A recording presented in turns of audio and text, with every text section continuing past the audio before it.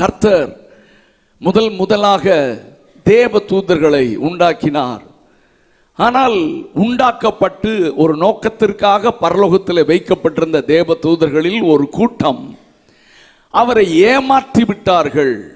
அவரை ஆராதிக்க, அதாவது லூசிபருடைய இருதயத்தில் என்ன தாட் வந்துச்சுன்னா, நம்ம இவரை ஆராதிச்சுட்டே இருக்கிறோமே, இவரை துதிச்சுட்டே இருக்கிறோமே, நம்ம இவரை துதிக்கிற மாதிரி நம்மள 4 பேர் துதிச்சா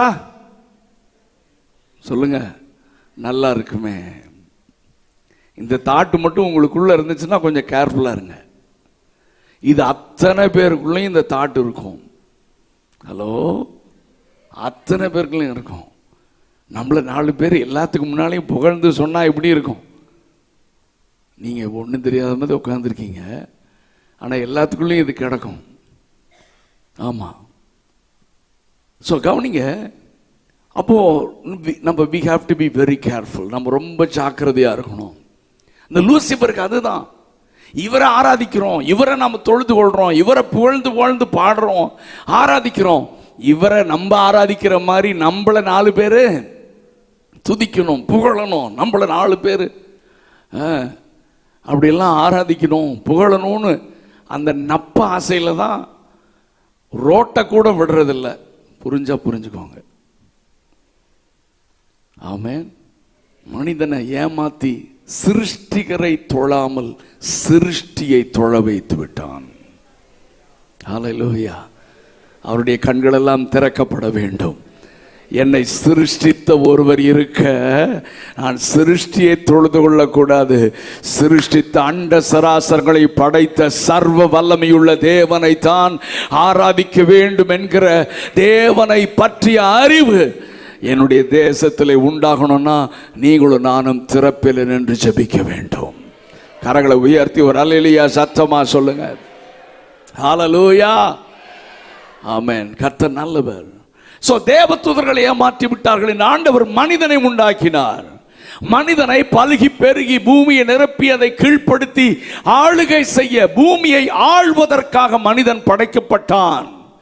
ஆனால் அவன் முதல் ஆசீர்வாதத்தை தவறாக புரிந்து கொண்டு ஏதோ ஒரு சந்ததியை பெற்றெடுக்க வேண்டும் என்று அவன் பாவம் செய்து அதற்கு பிறகு சந்ததியை பெற்றதினாலே பாவ சந்ததியை பெற்றெடுத்து நிரப்பிவிட்டான்.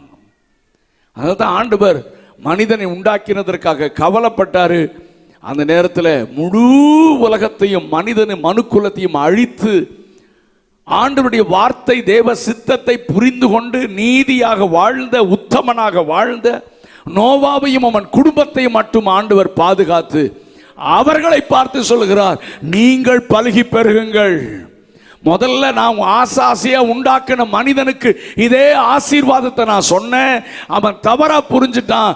நீயாவது பரிசுத்த சந்ததியை பெற்றெடுத்து பூமியை நிரப்புங்கள் என்று நோவாவையும் குமாரரையும் ஆசீர்வதித்தார்.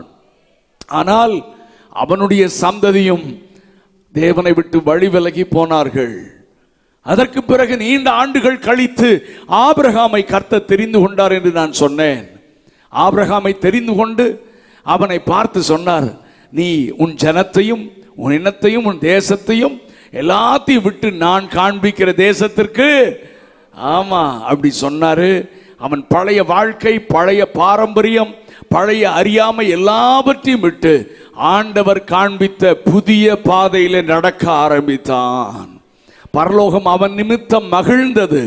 எந்த கீழ்ப்படியாமையினாலே பாவம் வந்ததோ கீழ்ப்படிதலினாலே ஆசீர்வாதம் வந்தது. கரங்களை உயர்த்தி அல்லேலூயா சொல்லுங்க. ஆதாம் கீழ்ப்படியல, ஆமென். இப்ப ஆபிரகாம் ஒரு கீழ்ப்படுகிறவனை பரலோகம் கண்டுபிடித்து விட்டது.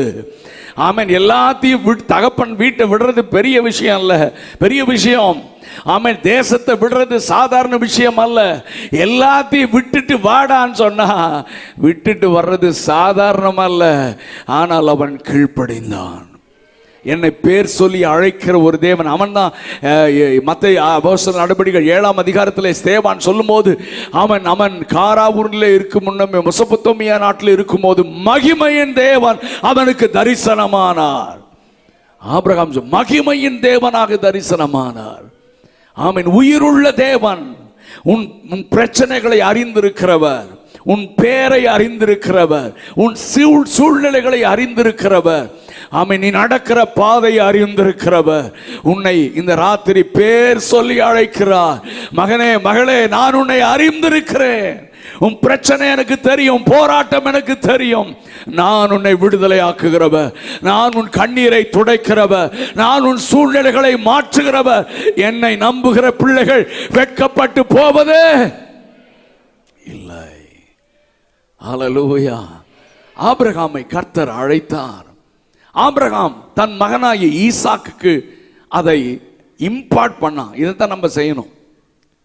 தீமோத்தேயுக்கு பவுல் எழுதும் போது சொல்றாரு, உன்னில் உள்ள மாயமற்ற விசுவாசத்தை நான் நினைவு கூறுகிறதினால் என் முற்பிதாக்கள் முன்னோர்கள் கொண்டு ஆராதித்து வரும் சுத்த மனசாட்சியோடு ஆராதித்து வரும் தேவனை ஸ்தோத்திரிக்கிறேன். உனக்குள் எப்படி இந்த விசுவாசம் வந்தது என்றால் அது உன் பாட்டியாகிய ஐனிக்கையாளுக்குள்ளும் லோபிசாளுக்குள்ளுமா பாட்டி பேரு, தாயாகிய ஆமா அவர்களுக்குள் இருந்தது. அது உனக்குள்ள வந்துருச்சு. கவனிங்க, இன்னைக்கு பெற்றோர்கள் செய்ய வேண்டிய ஒரு காரியம், இதை செய்யலைன்னா நீங்க ஆண்டவர்கிட்ட கணக்கு கொடுக்கணும். உங்களுக்குள் இருக்கிற விசுவாசத்தை உங்க பிள்ளைகளுக்குள் கடத்த வேண்டும். ஒரு அல்லேலூயா சத்தமா சொல்ல. உங்களுக்குள் இருக்கிற கர்த்தருக்கு பயப்படுகிற பயத்தை உன் பிள்ளைகளுக்குள்ளே கடத்தணும். கவனிங்க, இந்த உலகத்தில் பிறக்கிற அத்தனை பிள்ளைகளும் அத்தனை பேரும் பாவியாகத்தான் பிறக்கிறார்கள். நான் அந்த சுவிசேஷத்தை நான் சொல்லிட்டு பிரசங்கத்துக்குள்ள போறேன். இந்த உலகத்தில் பிறக்கிற அத்தனை மனிதர்களும் எப்படி தான் பிறக்கிறாங்க? என் வார்த்தையை கேட்கிற யாரா இருந்தாலும் புரிஞ்சுக்கோங்க. அது கிறிஸ்தவன் வீட்டில் பிறந்தாலும் சரி, எங்களை மாதிரி ஊழியக்காரங்க வீட்டில் பிறந்தாலும் சரி, பிள்ளை எப்படி தான் பிறக்குது? என்ன சொல்ல வெக்கமா இருக்கா? பாவியா தான் பிறக்குது. ரெண்டு காரியம் பிறக்கிற பிள்ளைக்குள்ள இருக்கிறது. நல்லா தெரிஞ்சுக்கோங்க. ஒன்று ஆடமிக் ரேஸ். சின்ன பிள்ளைங்களாம் கவனிங்க. இவன் என்ன எழுதிட்டு இருக்கா? நோட்ஸ் எடுக்கிறியா? என்ன கவனிக்கணும். உங்களுக்கும் சேர்த்து தான் பேசுறேன்.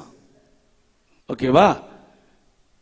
முதல்ல இந்த பிறக்கிற பிள்ளைக்குள்ள எல்லாம் அந்த உலகத்தில் எந்த குடும்பத்தில் எந்த ரிலீஜியஸ் எந்த மதத்தை பின்பற்றுகிற எந்த பின்னணி யாரா இருந்தாலும் இந்த உலகத்தில் பிறக்கிற அத்தனை பேரும் பாவியாகத்தான் பிறக்கிறார்கள் என்று என்னுடைய பரிசுத்த வேதம் சொல்லுகிறது. அப்போ இந்த பிறக்கிற பிள்ளைக்குள்ளே ரெண்டு காரியம் இருக்கிறது. ஒன்று ஆடமிக் ரேஸ்.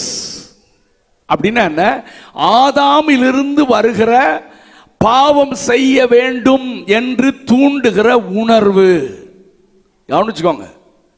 அதனால்தான் தாவீது சொல்றான், ஐயோ நான் துர்க்கணத்தில் உருவானேன், என் தாய் என்னை பாவத்தில் கற்பம் தரித்தாள் என்று புலம்புகிறான். பவுல் புலம்புகிறார், ஐயோ நான் நிர்பந்தமான மனிதன், யார் என்னை இந்த மரண சரீரத்தில் நின்று விடுதலையாக்க கூடும்? செய்ய விரும்புகிறதை செய்யாமல் செய்ய விரும்பாததையே செய்கிறேன். நம்ம எல்லாருக்கும் இருக்கிற பிரச்சனை, இந்த உலகத்தில் இருக்கிற அத்தனை மனிதர்களுக்கு இருக்கிற பிரச்சனை. டக்குன்னு கொலை பண்ணிடுறான், ஃப்ரெண்டை கொலை பண்ணிடுறான், கிளாஸ்மேட்டை கொலை பண்ணிடுறான், அப்பா அம்மாவை புருஷனை கணவனை கொலை பண்ணிடுறான், ஜெயிலில் போய் உட்கார்ந்துருக்கிறான். நீங்கள் அவனை சந்தித்து பேசி இருக்கிறீங்களா? அவங்கள போய் பேசுனீங்கன்னா, சார் நான் செய்வேன்னு நினைக்கவே இல்லை சார், இப்படியெல்லாம் செஞ்சு என் வாழ்க்கையை முடிச்சிட்டேன் சார், அப்படிதான் சொல்லுவான். குடிக்காரனை பாருங்க, காலையில் அவங்ககிட்ட பேசுங்க, இனிமேல் குடிக்கக்கூடாது சார், அசிங்கமாக இருக்கு சார், அவன் அப்படிதான் சொல்லுவான். செய்ய விரும்புகிறத செய்ய முடியல, செய்யக்கூடாததை செஞ்சிடறான். இது எல்லா மனிதருக்கும் இருக்கிற பிரச்சனை. ஏன்? இந்த ஆடமிக் ரேஸ், ஆதாமிலிருந்து வருகிற பாவம் செய்ய வேண்டும் என்று தூண்டுகிற அந்த உணர்வு ஒவ்வொரு பிள்ளைக்குள்ளும் அந்த ரேஸ், அந்த ஆடமிக் ரேஸ் இருக்கிறது. ரெண்டாவது, அந்த குழந்தைக்குள்ளே ஜென்ம குணம் கடத்தப்படுகிறது. ஜென்ம குணம் எங்கிருந்து கடத்தப்படுகிறது சொல்லுங்க? அப்பாட்டிருந்து, அப்புறம் அம்மாட்டிருந்து, அப்புறம் அப்பாவுடைய அப்பா அம்மாட்டிருந்து, அம்மாவுடைய குறைஞ்சது 6 பேர்கிட்ட கொஞ்சம் கொஞ்சமாக பிச்சு போட்டது தான் நீங்களும் நானும். We are all mixed. நாம் எல்லாரும் ஒரு கலவை. அப்போ அப்பாட்டிருந்து, அம்மாட்டிருந்து, தாத்தா பாட்டிக்கிட்டு இருந்து, இந்த ஜீன்லயே அந்த ஜென்ம குணம் நம்ம பிள்ளைக்குள்ள வந்துருது. உண்மையா இல்லையா? இதைத்தான் பைபிள் என்ன சொல்லுகிறது? ஜென்ம, சொல்லுங்க சத்தமா, ஜென்ம சுவாபம் உள்ள மனுஷன், ஜென்ம குணம். அப்ப இந்த ரெண்டு காரியமும் ஒரு பிள்ளைக்குள்ள இருக்கு. அது கொஞ்சம் வளர வளர நீங்க மொபைல் போனை கொடுத்து பார்த்தா அப்படியே தேவதூதன மாதிரி சிரிச்சிட்டு இருக்கோம். மொபைலை பிடுங்குங்களேன், சிரிப்பு எங்க போகுதுன்னு பார்க்கலாம். இருக்கிறீங்களா இல்லையா? இந்த காலத்து பிள்ளைங்கள்லாம் மொபைல் கையில கொடுத்தா தேவதூதன், மொபைலை பிடுங்குனா லூசிபர் ஆயிருது. ஹலோ, ஐயோ கோபம் நம்ம பிள்ளைக்கு இப்படி வருதா? எல்லாம் உள்ள இருந்து வருது. இப்படித்தான் இந்த உலகத்தில் எல்லாரும். கவனிங்க, ஜென்ம குணத்தை ஜீன்ல கடத்தணுமே. இப்ப நம்ம ரட்சிக்கப்பட்ட நம்ம தேவனுடைய பிள்ளைகள், கிறிஸ்துவை பின்பற்றுகிறவர்கள், இந்த தீமத்தையுடைய அப்பா அம்மா மாதிரி, அம்மா பாட்டி மாதிரி விசுவாசத்தையும் தேவ அன்பையும் கர்த்தருக்கு பயப்படுகிற பயத்தையும் ஆமென் நம்ம பிள்ளைகளுக்குள்ளே கடத்த வேண்டாமோ? இல்லைன்னா நம்ம ஆண்டவர்கிட்ட கணக்கு கொடுக்கணும்ல. ஆமா, பெற்றோருடைய வேலை நம்முடைய நல் நடக்கையினாலே, நம்முடைய விசுவாச பாதை, கர்த்தருக்கு பயப்படுகிற பயம், கர்த்தருக்கு நாம் செய்ய வேண்டிய காரியங்கள் எல்லாவற்றிலும் ஆமென் அதை அந்த பிள்ளைகளுக்கு உண்பதாக நாம் மாதிரியாக வாழ்ந்து அந்த பிள்ளைகளுக்குள்ளே நாம் இம்பார்ட் பண்ணுவதற்கு கடமைப்பட்டிருக்கிறோம். கரங்களை உயர்த்தி ஒரு அல்லேலூயா சத்தமா சொல்லுங்க. நிறைய பேரை கேளுங்க, எங்க அப்பாவுடைய வாழ்க்கை என்னை பாதித்ததுன்னு சொன்னாங்கன்னா அந்த அப்பா தான் பரிசுத்தவான். எங்க அம்மா வாழ்ந்த வாழ்க்கை தாங்க இன்னைக்கு நான் இயேசுவுக்காக வைராக்கியமா நிக்கிறேன்னு ஒருத்தன் சாட்சி சொன்னானா அந்த அம்மா பரலோக அவர்களை கனம் பண்ணும். ஆமென். பெற்று உங்க பிள்ளைங்க என்ன சொல்றாங்க? நம்ம பிள்ளைங்க நம்மளை பார்த்து கிறிஸ்துவை பின்பற்றாங்களா? நம்ம பிள்ளைங்க நம்மை பார்த்து ஆமென் அந்த என்ன வைராக்கியம், கர்த்தருக்கு பயப்படுகிற பயம், ஆமென் வேதத்தை வாசிப்பது, கர்த்தருக்கு முதலிடம் கொடுப்பது, ஜெபிப்பது, நம்ம பார்த்து நம்முடைய பிள்ளைகள் அவங்களெல்லாம் போட்டு அதை பண்ணி இதை பண்ண சொல்லவே வேணாம். அவங்களுக்கு முன்னால நம்ம நடக்கிற மாதிரியை நம்ம பிள்ளைங்க நிச்சயமா பின்பற்றுவார்கள். நான் பரிசுத்தமா வாழ்ந்தேன்னா என் பிள்ளைக்குள்ள அதை நான் கடத்த முடியும். கரங்களை உயர்த்தி ஒரு அல்லேலூயா சத்தமா சொல்லுங்க. என்னுடைய ஜெப வாழ்க்கையை என் பிள்ளைகளுக்குள்ளே கடத்த முடியும். எனக்குள்ள இருக்கிற தரிசனத்தை அடுத்த சந்ததிக்குள்ளே கடத்த முடியும். காலேப்னு ஒரு ஆள் இருந்தாரு, ஜாஷுவாவோட ரொம்ப ஃப்ரெண்டு. ரெண்டு பேரும் ஒன்னா வளர்ந்த ஆட்கள் மோசையுடைய லீடர்ஷிப்ல. மோசஸ் எல்லா கோத்திரத்துக்கும் பிரிச்சு கொடுக்கும் போது இந்த காலேப் என்ன சொன்னான்னா, அப்ப 40 வயசு, ரொம்ப அப்ப 40 வயசுன்றது வெரி யங். அந்த 40 வயசுல காலேப் மோசையிட்ட பார்த்து சொன்னா, ஏன்னா எல்லாத்தையும் பிரிச்சு கொடுக்குறீங்க, எனக்கு கொஞ்சம் ரஃப்பான இடமாவே கொடுங்க, எனக்கு எப்ரோன் மலை நாட்டை கொடும். ஆமீன், எனக்கு பலன் இருக்கு, மலை நாட்டில் நான் உழைச்சு நான் சரி பண்ணிடுவேன்னு கேட்டாரு. இப்போ அடுத்தது மோசை இறந்துட்டாரு. இப்போ நான் இன்னும் 45 வருஷம் ஆயிடுச்சு. இப்போ மொத்தம் எத்தனை வருஷம் வயசு யோசுவாவுக்கு? 110 85 வயசு. சாரி, காலேபுக்கு 40 வயசுல மோசை பிரிச்சு கொடுத்தாரு. இப்போ இன்னொரு 45 வயசாச்சு. இப்போ நான் 85 வயது காலேபுக்கு. இப்போ ஜாஷுவா, இப்போ நான் அதாவது இது பைபிள்ல இல்லை, இந்த கான்வர்சேஷன் நடந்திருக்கலாம் நான் யோசிக்கிறேன். காலேப் பார்த்து, டேய் காலேப், ரெண்டு பேர் ஃப்ரெண்ட்ஸ் அவங்க, டேய் காலேப், நீ 40 வயசுல ரொம்ப முறுக்கில் மோசையிட்ட கேட்டுட்டடா உன்னை மலை நாட்டை தாருன்னு சொல்லி, ஆனால் இப்போ உனக்கு என்ன வயசு சொல்லுங்க? 85 வயசு. உனக்கு கொஞ்சம் சாஃப்டா வயல் நிலத்தை கொஞ்சம் அப்படி கொடுக்கலான் இருக்கிறேன்டா, ஏன்னா வயசாயிருச்சு அப்படின்னு ஜாஷுவா சொல்லி இருக்கணும். இப்போ காலேபுக்கு கோபம் வந்துருச்சு. காலேப் என்ன தெரியுமா சொன்னாரு? டேய், வயசை பார்த்து ஆளை எடை போடாத, அன்றைக்கு இருந்த அதே பலன் இன்றைக்கும் எனக்கு இருக்கிறது. கரங்களை உயர்த்தி அல்லேலூயா சத்தமா சொல்லுங்க. அன்றைக்கு இருந்த அதே விசுவாசம், அதே பலன், அதே வைராக்கியம் என்றும் எனக்குள் இருக்கிறது. இத காலேபோட முடியல. காலேப் நியாயாதிபதிகள் நீங்க வாசிங்கன்னா கவனிங்க, 1ஆம் அதிகாரத்தில் காலேபுக்கு பிள்ளை இருந்துச்சு, ஒரு மகள் இருந்தா. அந்த பிள்ளைக்கு வரன் பார்த்தான், மாப்பிள்ளை பார்த்தான். மாப்பிள்ளை பார்க்கும்போது அவன் என்ன சொன்னான்? குவாலிஃபிகேஷன் கன்னியாகுமரி மாதிரி சொல்லலை. அவன் மாப்பிள்ளை பார்க்கும்போது, மாப்பிள்ளை வீடு இருக்குதா, கார் இருக்குதா? ஏன்னா பொண்ணு பார்க்கும்போது இவன் அப்படிதான் கேட்பான், எனக்கு வீடு கிடைக்குமா, இந்த கார் தான் வேணும்.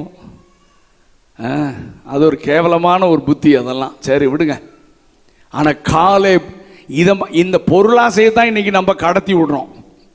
பிள்ளைகளுக்குள்ள என்ன கடத்துறோம் சொல்லுங்க? சொல்ல மாட்டீங்க நீங்க, எல்லாம் உள்ள இருக்கிறது தானே. பொருளாசையை தான் கடத்துறோம். பணம் பணம் பணம், வீடு வீடு வீடு, அது இருக்கா? பிள்ளை ரட்சிக்கப்பட்டிருக்கா, சாட்சியா வாழ்தா, மாப்பிள்ளை ரட்சிக்கப்பட்டிருக்கானா, நல்ல குடும்பமா, நல்ல சபையில் அங்கம் வகிக்கிறாங்களா, கல்யாணம் பண்ணிடுவோம். ஹலோ, அல்லேலியாலாம் சொல்லுவீங்க. ஆனால் எனக்கு கல்யாணத்தில் வந்து பார்த்தா தானே தெரியும். எவ்வளவு பண்ணுவீங்க? வீடு கிடைக்குமா? இருக்கிற வீட்டை நமக்கு எழுதி வைப்பீங்களா? இவனெல்லாம் உயிரோடு புதைக்கணும். இதுக்கு அல்லேலியா சொல்ல மாட்டீங்க. யோசித்து பார்த்து நாளைக்கு சொல்லுங்க. நம்ம மாறினா தான் தேசம் மாறும். நம்ம பணத்துக்கு முக்கியத்துவம் கொடுத்துக்கூடாது. வாலிப பிள்ளைங்கள்லாம் கவனிங்க, வாலிப தம்பி மாறலாம். எங்கள் சர்ச்சில் எங்கள் கூட இருக்கிற எல்லாரையும், இங்கே இருக்கிற அருமையான பாஸ்டர் சாலமோன் அவங்களுடைய மாமா இங்கே இருக்கிற அவங்களுக்கு தெரியும். என்னை பற்றி கேட்டு பாருங்கள். எங்கள் சபையில் இருக்கிற நிறைய பேர் உங்கள் ஊரை சார்ந்தவங்க தான். அவங்க பண்ண பாடு அட்டகாசமெல்லாம் நான் பார்த்துருக்கேன். என் வாலிப பிள்ளைங்களை நான் நடத்துனதுனால நான் என்ன சொன்னாலும் கேட்பாங்க. அப்போது டே எவனும் டவுரி வாங்காதீங்கடா அப்படின்னு சொல்லி நான் வளர்த்து வச்சுருக்கேன் என் பிள்ளைங்கள. ஆனால் ஒரு பையன் வந்து சொன்னான், அண்ணே எனக்கு வாங்க விருப்பம் இல்லைண்ணே, எங்கள் அப்பா கேட்குறாருண்ணே. எங்கள் அப்பாவை போய் கட்ட சொல்கிறான். அப்பா அந்த வயசான ஆட்கள் பண்ணுற அட்டகாசம் இருக்குல்ல. ஆமேன். அப்பா கேட்குறாரு. அப்பா அவன் கேட்டால் இன்னும் அவரை கட்ட சொல்ல. நான் இதே வார்த்தையை சொல்லியிருக்கேன் பசங்ககிட்ட. ஒரு ஆள் வந்து ஒரு லட்சம் கம்மியாக இருக்கிறதுனால ஒரு வருஷம் பேசிட்டு இருந்தார். ஒரே 1 லட்சம் இந்த மாதிரி தெரியும். ஓகே, ஆனால் காலேபை குறித்து நான் பேசிட்டு இருக்கேன். நான் மாம்சத்துக்குரியவளை பற்றி பேசலை. இனியாவது நம்ம மாறணும். இனிமேல் நமக்கு பணத்துக்கு முக்கியத்துவம் இல்லை, வீடு முக்கியம். கர்த்தருக்கு பயப்படுற பிள்ளைகளை கர்த்தர் ஆசீர்வதிப்பார். ஒன்றும் இல்லாமல் இருந்தாலும் கர்த்தர் ஆசீர்வதிப்பார். கரங்களை உயர்த்தி அல்லேலூயா சொல்லுங்க பார்க்கலாம். கர்த்தருக்கு முதல் ரட்சிக்கப்பட்டிருக்கானா, சாட்சியா இருக்கானா, அவங்க குடும்பம் கர்த்தருக்கு பயப்படுற குடும்பமா, சபையில் பாஸ்டர் கேளுங்க, சர்ச்சில் நல்ல ஆக்டிவ் பிலீவர்ஸா, ஆமேன், பிள்ளை ரட்சிக்கப்பட்டிருக்காளா, சாட்சியா, ஃபினிஷ்ட், அவ்வளோதான். ஆமேன். அப்படி மட்டும் கல்யாணம் பண்ணி பாருங்க, உங்க சந்ததியா கர்த்தர் உங்களை உயர்த்தி வைப்பார், ஆசீர்வதிப்பார்.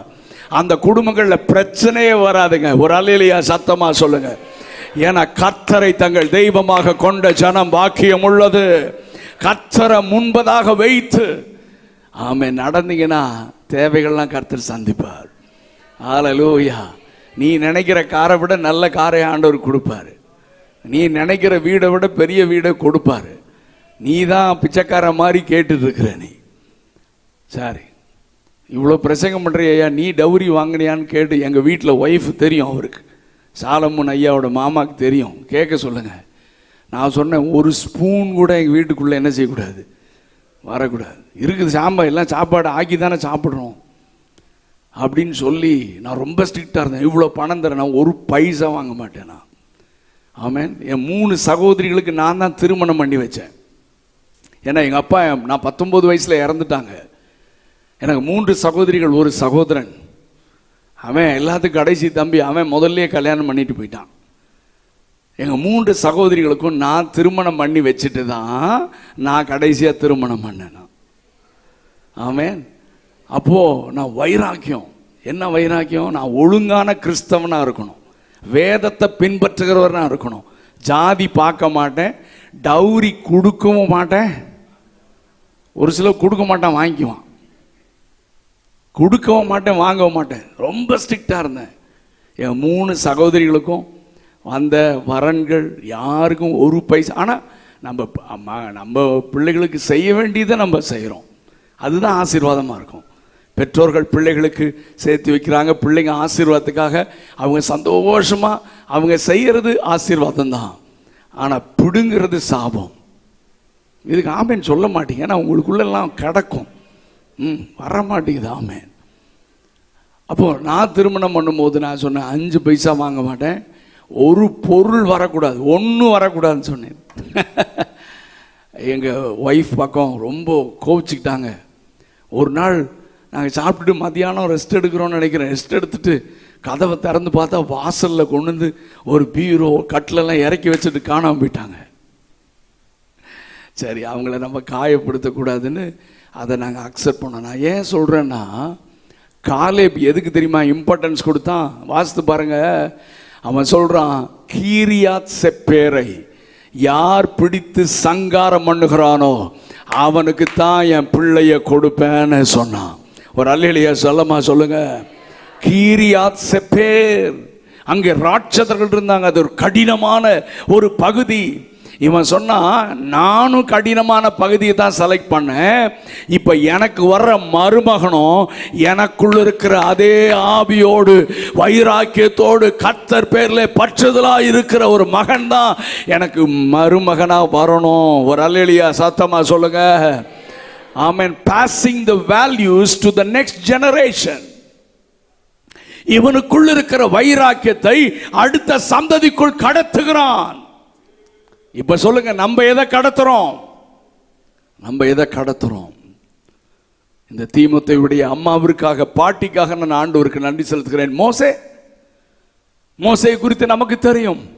பால் மறந்தவுடனே அவன் கிறிஸ்தவ அல்லது யெகோவா தேவனை ஆராதிக்கிற இந்த சூழலில் இருந்து பார்வோனுடைய அரண்மனை விக்கிரக வழிபாட்டிற்கு அவன் போய்விட்டான்.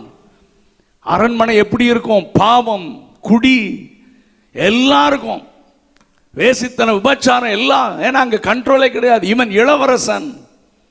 ஆனால் பைபிள் சொல்லுகிறது, மோசே பார்வோனுடைய குமாரத்தின் மகன். அதாவது எபிரேய ஆக்கியோன் எழுதுகிறான், விசுவாசத்தினாலே மோசே தான் பெரியவனான போது பார்வோனுடைய குமாரத்தின் மகன் எண்ணப்படுவதை வெறுத்து அனித்தியமான பாவ சந்தோஷங்களை அனுபவிப்பதை பார்க்கிலும் தேவ ஜனத்தோடு துன்பத்தை அனுபவிப்பதை தெரிந்து கொண்டான். ஹல்லேலூயா. அப்போ மோசேக்குள்ள எப்படி இந்த விசுவாசம் வந்துச்சு? விசுவாசத்தினாலே மோசே பெரியவனானான். எனக்கு அந்த வார்த்தை தான் ஆண்டவர் பேசினார். மோசேஸ், உனக்குள்ள எப்படா விசுவாசம் வந்துச்சு? அவன் சொல்லுவான், எங்க அம்மா கடத்தி விட்டா. பால் மறக்கிற வரைக்கும் தான் அம்மா கூட இருந்தேன்.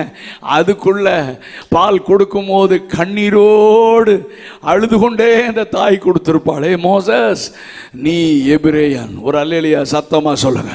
நம்முடைய ஆண்டவர் யெகோவா தேவன். ஒரு அல்லேலூயா. நாம் ஆராதிக்கிற கர்த்தர் பரிசுத்த. அவர் சொல்லியிருப்பா, உன்னையா தேவன் தான் தேவன், அவரை அன்றி வேற தேவன் நமக்கு இல்லை இல்லை இல்லை இல்லை என்று விசுவாசத்தையும் தேவனை பற்றிய அறிவையும் ஆமென் கடத்தி விட்டா. இப்ப எங்க வேணா போடா, எங்க வேணா போ, எந்த தேசத்துக்கு வேணா போ, எங்க போனாலும் என் பிள்ளை நீதிமானா வளருவான், என் பிள்ளை கர்த்தருக்கு பயப்படுற பயத்துல வளருவா. சகோதரா சகோதரி, இன்னைக்கெல்லாம் நம்ம பிள்ளைங்க படிச்சு முடிச்சுட்டு உலகத்துல எங்கெங்கயோ கர்த்தர் பிளேஸ் பண்றாரு. எங்க போனாலும் எனக்கு பயம் இல்லை. ஏன்னா என் கையில கொடுத்திருக்கிற நாட்களில் எனக்குள்ளே இருந்து விசுவாசத்தையும் தேவ பயத்தையும் ஜெப வாழ்க்கையும் வேத வாசிப்பையும் ஆண்டவருடைய ஊழியத்தை தரிசனத்தை எல்லாம் கடத்தி விட்டுட்டேன். அவன் பார்வோன் அரண்மனையில் இருந்தாலும் கரைப்பட மாட்டான். கரங்களை உயர்த்தி அல்லேலூயா சொல்லுங்க பாப்போம். எந்த தேசத்துடைய கலாச்சாரமும் என் பிள்ளையை கரைப்படுத்த முடியாது. அந்த தைரியம் நமக்கு இருக்கணும் நம்ம பிள்ளைகளுக்குள்ளே. சரி, ஓகே. இப்போ இப்படி அங்கே ஆண்டவர் ஆபிரகாம், அவனுடைய மகனாகிய ஈசாக்கு, ஈசாக்கு தன் மகனாகிய யாக்கோபுக்குள்ளே பரிசுத்த தேவனை குறித்த காரியங்களை கடத்தி விட்டு விட்டான். இப்பொழுது யாக்கோபு ஆரம்பத்தில் ஒரு மாதிரி வாழ்ந்தாலும் தன்னை முழுவதுமாக சமர்ப்பித்தான். ஆண்டவரை யாப்போக்கின் ஆற்றங்கரையிலே சந்தித்தான். அங்கே ஆண்டவர் அவனை, யாக்கோபு ஏமாற்றுகிறவனாக இருந்த அவனை இஸ்ரவேலாக மாற்றினார். நேற்று இதோட முடிச்சேன். இந்த இஸ்ரவேலை தம்முடைய ஜனமாக கர்த்தர் தெரிந்து கொண்டார். ஏன்? இவங்களை டிரான்ஸ்ஃபார்ம் பண்ணி மறுரூபமாக்கி தேசத்தை மறுரூபமாக்குவது.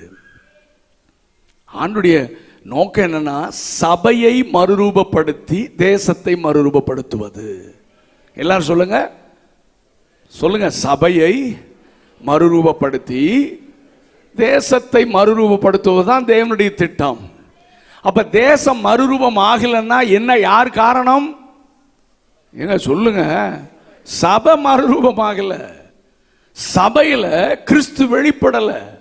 ஊழியர்கள் விசுவாசிகளுக்குள்ள இருந்து மாம்சம் மறைந்து, சுயம் மறைந்து, உலக ஆசை, பண ஆசை, பொருள் ஆசை, நான் யூதன் என்றும் இல்லை, கிரேக்கன் என்றும் இல்லை, எல்லா காரியங்களும் மறைந்து நாம் கிறிஸ்துவை வெளிப்படுத்துகிறவனாக நாம் மாறும் பொழுதுதான் சபை உலகத்தை பாதிக்க ஆரம்பிக்கும். அது வரைக்கும் சபைன்னு சொல்ல வேண்டியதான். எந்த ஊர்லயும் சபைனால எந்த பிரயோஜனம் இருக்காது. இப்ப சொல்லுங்க, எங்க சபை எங்க பகுதிகளை பாதிக்கிற சபையாக இருக்கிறதா? என்னுடைய கிறிஸ்தவ வாழ்க்கை, என் கூட இருக்கிறவங்க, வேலை செய்யறவங்க, அக்கம் பக்கத்தில் இருக்கிறவங்க, ரட்சிக்கப்படாத சொந்தங்கள் வாழ்க்கையை பாதிக்கிறதா? நான் சிறு வயதில் எங்கள் சபைக்கு ஒரு ஊழியக்காரர் சவுத் ஆப்பிரிக்காவிலிருந்து வந்தார். அவருடைய பெயர் நந்தா கவுடர். பெயரை சொன்னாலே தெரிஞ்சிருக்கலாம். இந்திய வம்சாவளியை சார்ந்தவர்கள், பல தலைமுறையாக சவுத் ஆப்பிரிக்காவில் இருக்கிறவர்கள். அவர் இவ்வளோ பெரிய தண்டி இருப்பார், பயங்கர சைஸு. நந்தா கவுடர் அவர் சாட்சி சொல்றார், நான் எப்படி ஊழியக்காரனானேன்னு சொன்னார். எப்படி ஊழியக்காரனானே அவர் சொன்னதை சாட்சியை சொல்றேன். நாங்க பயங்கரமான ரவுடி ஃபேமிலி, சண்டை போடுற ஃபேமிலி, ரொம்ப ரஃப் அண்ட் டஃப்பான ஃபேமிலி. எங்க பக்கத்து வீட்டில் ஒரு உண்மையான கிறிஸ்தவ குடும்பம் இருந்தது. எங்க வீட்லயும் நாங்க கோழியெல்லாம் வளர்த்தோம், எங்க வீட்லயும் நிறைய ஆடு வளர்த்தோம், அவங்க வீட்லயும் கோழி வளர்த்தாங்க, அவங்க வீட்லயும் ஆடு நிறைய வளர்த்தாங்க. ஆனால் எப்பெல்லாம் எங்களுக்கு கோழி சாப்பிடணும்னு ஆசை வருதோ அப்பெல்லாம் நாங்கள் எங்கள் கோழி என்ன செய்ய மாட்டோம்? சொல்லுங்க, அடிக்க மாட்டோம். பக்கத்து வீட்டு அந்த கிறிஸ்தவ குடும்பத்தினுடைய கோழியை தான் எடுத்து சொல்லுங்க கிரில் போட்டு சாப்பிடுவோம். எங்கள் வீட்டுக்கு யாராவது கெஸ்ட் வந்தா எங்கள் ஆட்டை என்ன செய்ய மாட்டோம்? அடிக்க மாட்டோம். அவன் ஆட்டை தான் என்ன செய்யும்? அடிப்போம், சாப்பிடுவோம். நாங்கள் கோழியை திருடி சாப்பிட்டோன்னு அவங்களுக்கு தெரியும். அதுக்கு பிறகு எங்களை பார்க்கும்போது எந்த காரியத்தையும் வெறுப்பையும் காமிக்காம எங்களை அவர்கள் நேசிப்பார்கள். அல்ல, உணர்ச்சி வசப்படாதீங்க. சும்மா ஆமேன் அல்ல இல்லையா, உங்கள் கோழியை தொட்டா தானே தெரியும் ஆமேன் வருதா அல்ல இல்லையா வருதா. ஆமேன் அல்ல இல்லையா போட்டே கெட்டு போனோம். நம்ம ப்ராக்டிக்கலாக உங்கள் உற்சாகத்துக்கு நன்றி. ஆனால் உணர்வுள்ள ஒரு உணர்வு அடையணும், நம்ம மாறணுன்றதுக்காக நான் சொல்கிறேன். நான் கவனிங்க, லிசன் கேர்ஃபுல்லி. அவங்க ஆட்டை பிடிச்சி அடித்து விருந்து வைப்போம். அதுக்கப்புறம் எங்களை ரொம்ப சந்தோஷமாக நல்லா இருக்கீங்களா, சாப்பிட்டீங்களா அப்படியே விசாரிப்பாங்க, அன்பை பொழிவாங்குங்க. ஒன் ஃபைன் மார்னிங் எங்களுக்கெல்லாம் கிறுக்கு பிடிக்கிற மாதிரி ஆயிடுச்சு. நாங்கள் உட்காந்து ஒருத்தரை பார்த்து பேசுகிறோம் எங்கள் வீட்டில், இவங்க எப்படி நம்மளை இப்படி நேசிக்க முடியாது, இவங்களுக்கு இவ்வளோ நம்ம பண்ணுறோமே, இவ்வளோ பண்ணுறோமே, இவங்க எப்படி நம்மளை பார்த்து சிரித்து அன்பு காமிக்கிறாங்க. யோசித்து பார்த்தோம். எங்கள் குடும்பத்தில் நாங்களாக சொன்னோம், நிச்சயமா இவங்க ஆராதிக்கிற கடவுள் தான் உண்மையான கடவுளாக இருக்க முடியும்னு சொல்லி யாருமே எங்களுக்கு சுவிசேஷம் சொல்லாமல் நாங்கள் இயேசுவை ஏற்றுக்கொண்டோம். இப்ப சொல்லுங்க, கரங்களை உயர்த்தி ஒரு அல்லேலூயா. அப்பா, சரி, இப்பதான் தெரியுது நம்ம பக்கத்து வீட்டுக்காரன் ஏங்க சொல்லுங்க, தொட்ட விடுவோமா? நம்ம ஆவில நிறைஞ்சு சண்டை போடுவோம். கவனிங்க, சிம்பிள். இது ஆண்டவர், இதுதான் நான் பின்னால் நிறைய காரியங்களை பேசுறேன். அப்போ எனக்குள் இருந்து கிறிஸ்து வெளிப்படணும். சத்துருக்களை சிநேகிக்கணும். இந்த வசனத்தை கை கொள்ளணும்ல, ட்ரை பண்ணுங்க. நமக்கு தீமை செய்கிறவர்களுக்கு சொல்லுங்க, நன்மை செய்யுங்க. இந்த கிறிஸ்தவம் தான் இந்த இந்தியாவை மாற்றும். சும்மா அல்லேலியா ஜங்கு ஜங்குன்னு குதிக்கிறதெல்லாம் தேசத்தை. நான் ஒரு பாட்டு எழுதியிருக்கேன், இந்த பாட்டெலாம் நீங்கள் கேட்க மாட்டீங்க. ரொம்ப வருஷத்துக்கு முன்னால். ஏன்னா நான் born and brought up in Pentecostal way. நம்மளும் அந்நிய பாஷை பயங்கரமாக பேசுவாங்க. ஆனால் கெட்ட வார்த்தையை என்ன செய்வான்? மற்றவங்களை சபிப்பான், மற்றவங்களை அவதூறாக பேசுவான், ஆமாம் சண்டை போடுவாங்க. இதெல்லாம் பார்த்து நான் ஒரு பாட்டு எழுதினேன். எஃப் மேஜர் கொடுங்க. ஆவியானவர் நமக்குள்ளே வாசம் செய்வதற்கு அந்நிய பாஷை மட்டும்தான் அடையாளமா? உடனே கள்ள உபதேசம் நினைச்சுக்காதீங்க. பரிசுத்த ஆவியானவரை அந்நிய பாஷை அடையாளத்தோடு நாம் பெற்றுக்கொள்ளணும். இன்னைக்கு நிறைய அந்நிய பாஷை கொடுத்து தப்பு தப்பா பேசுறாங்க. பைபிளை நல்லா படிக்கணும். ஏதோ ஒரு வசனத்தை பிடிச்சிட்டு போய் எல்லா வசனங்களும் தேடி வாசிக்கணும். அந்நிய பாஷைகளை பேசுகிறவன் கர்த்தரோடு ரகசியங்களை பேசுகிறான். அந்நிய பாஷை என்பது ஒரு அற்புதமான வரம். அந்நிய பாஷை பேச பேச எனக்குள் பக்தி விருத்தி உண்டாகிறது. அந்த பக்தி விருத்தி ஆவிக்குரிய கனிகளாக வெளிப்பட வேண்டும். ஆமென்.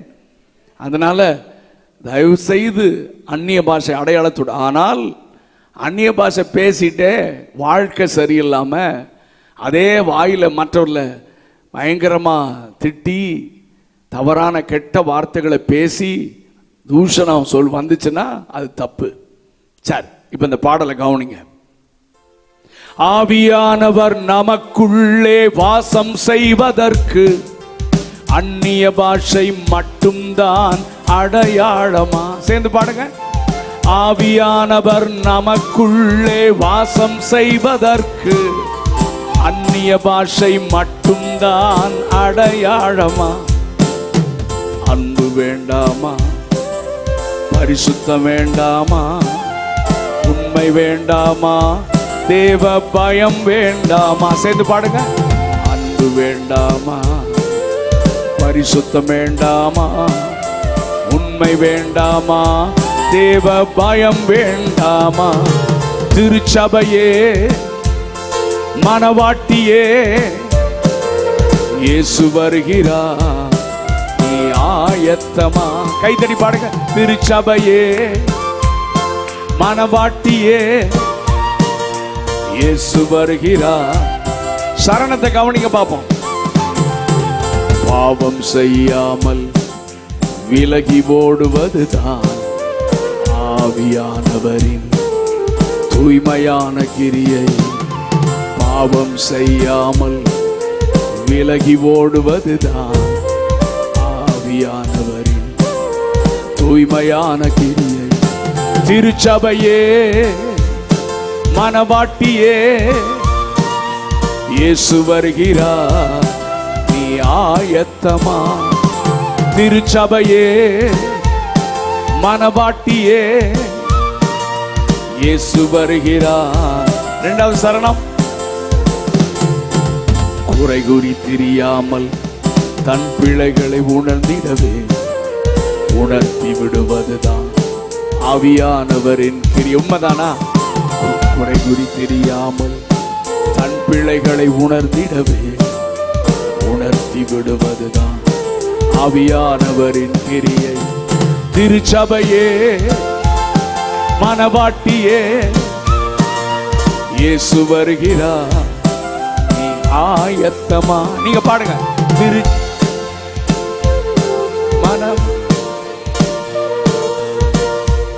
அடுத்த சரணம்.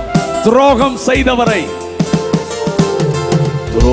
செய்தவரை மன்னித்திட நம்மை தூண்டி விடுவதுதான் ஆவியானவரின் கிரியை.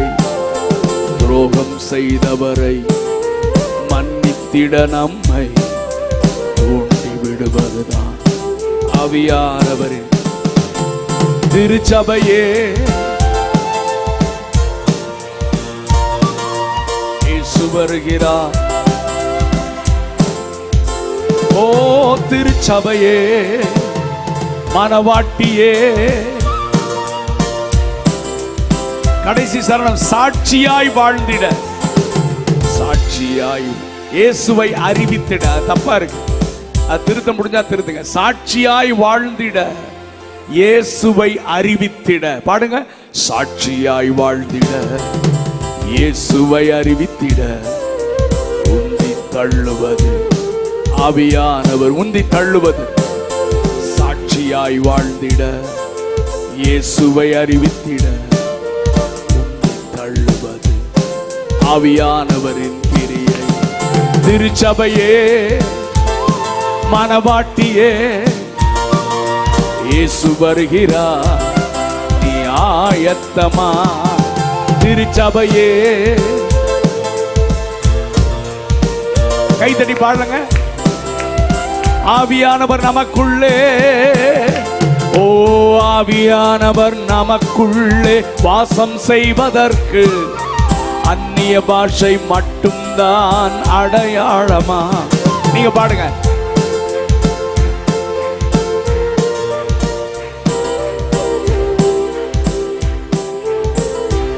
அன்பு வேண்டாமா? அன்பு வேண்டாமா? பரிசுத்தம் வேண்டாமா? உண்மை வேண்டாமா? தேவ பயம் வேண்டாமா? அன்பு வேண்டாமா? பரிசுத்தம் வேண்டாமா? உண்மை வேண்டாமா? தேவ. திருச்சபையே, மனவாட்டியே, இயேசு வருகிறார், நீ ஆயத்தமா? திருச்சபையே, மனவாட்டியே,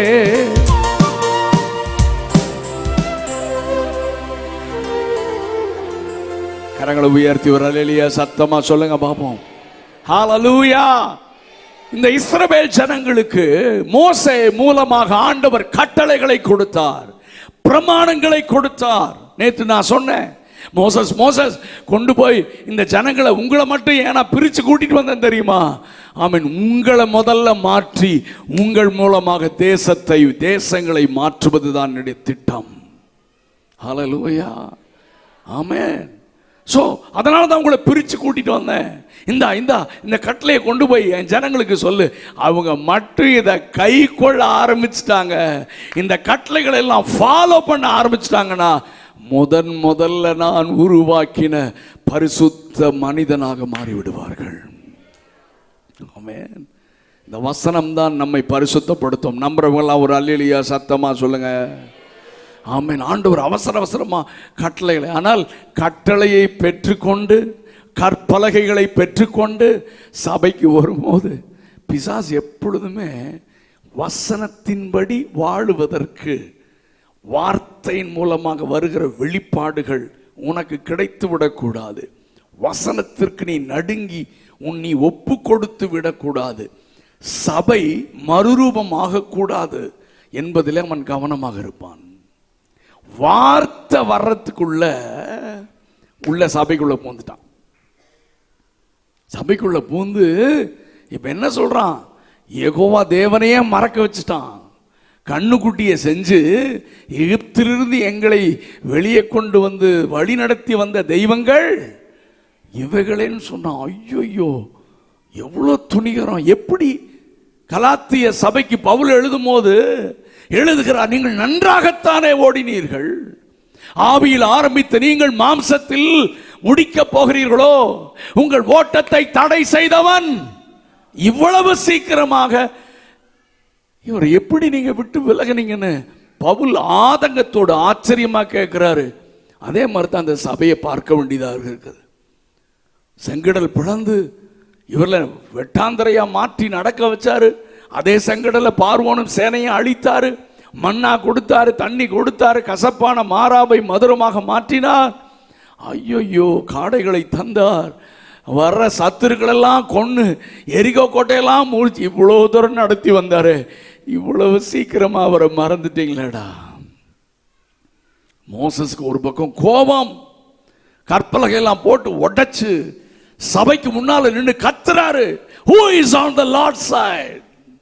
சபையில இன்னைக்கும் இந்த சத்தம் தொனிக்கிறது. யார் கர்த்தருடைய பட்சத்தில் இருக்கிறார்கள்?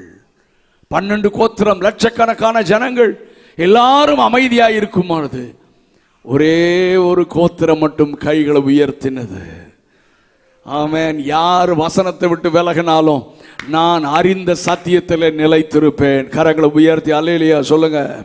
நீங்களும் நானும் வாழ்கிற நாட்கள் வசனம் கிடைக்க கூடாத பஞ்ச காலம். கள்ள தீர்க்கதரிசிகள் பெருகி இருக்கிறார்கள், கள்ள போதகர்கள் பெருகி இருக்கிறார்கள், வேதத்து வசனங்களில் இல்லாத காரியங்கள் பிரசங்கம் பண்ணப்படுகிறது.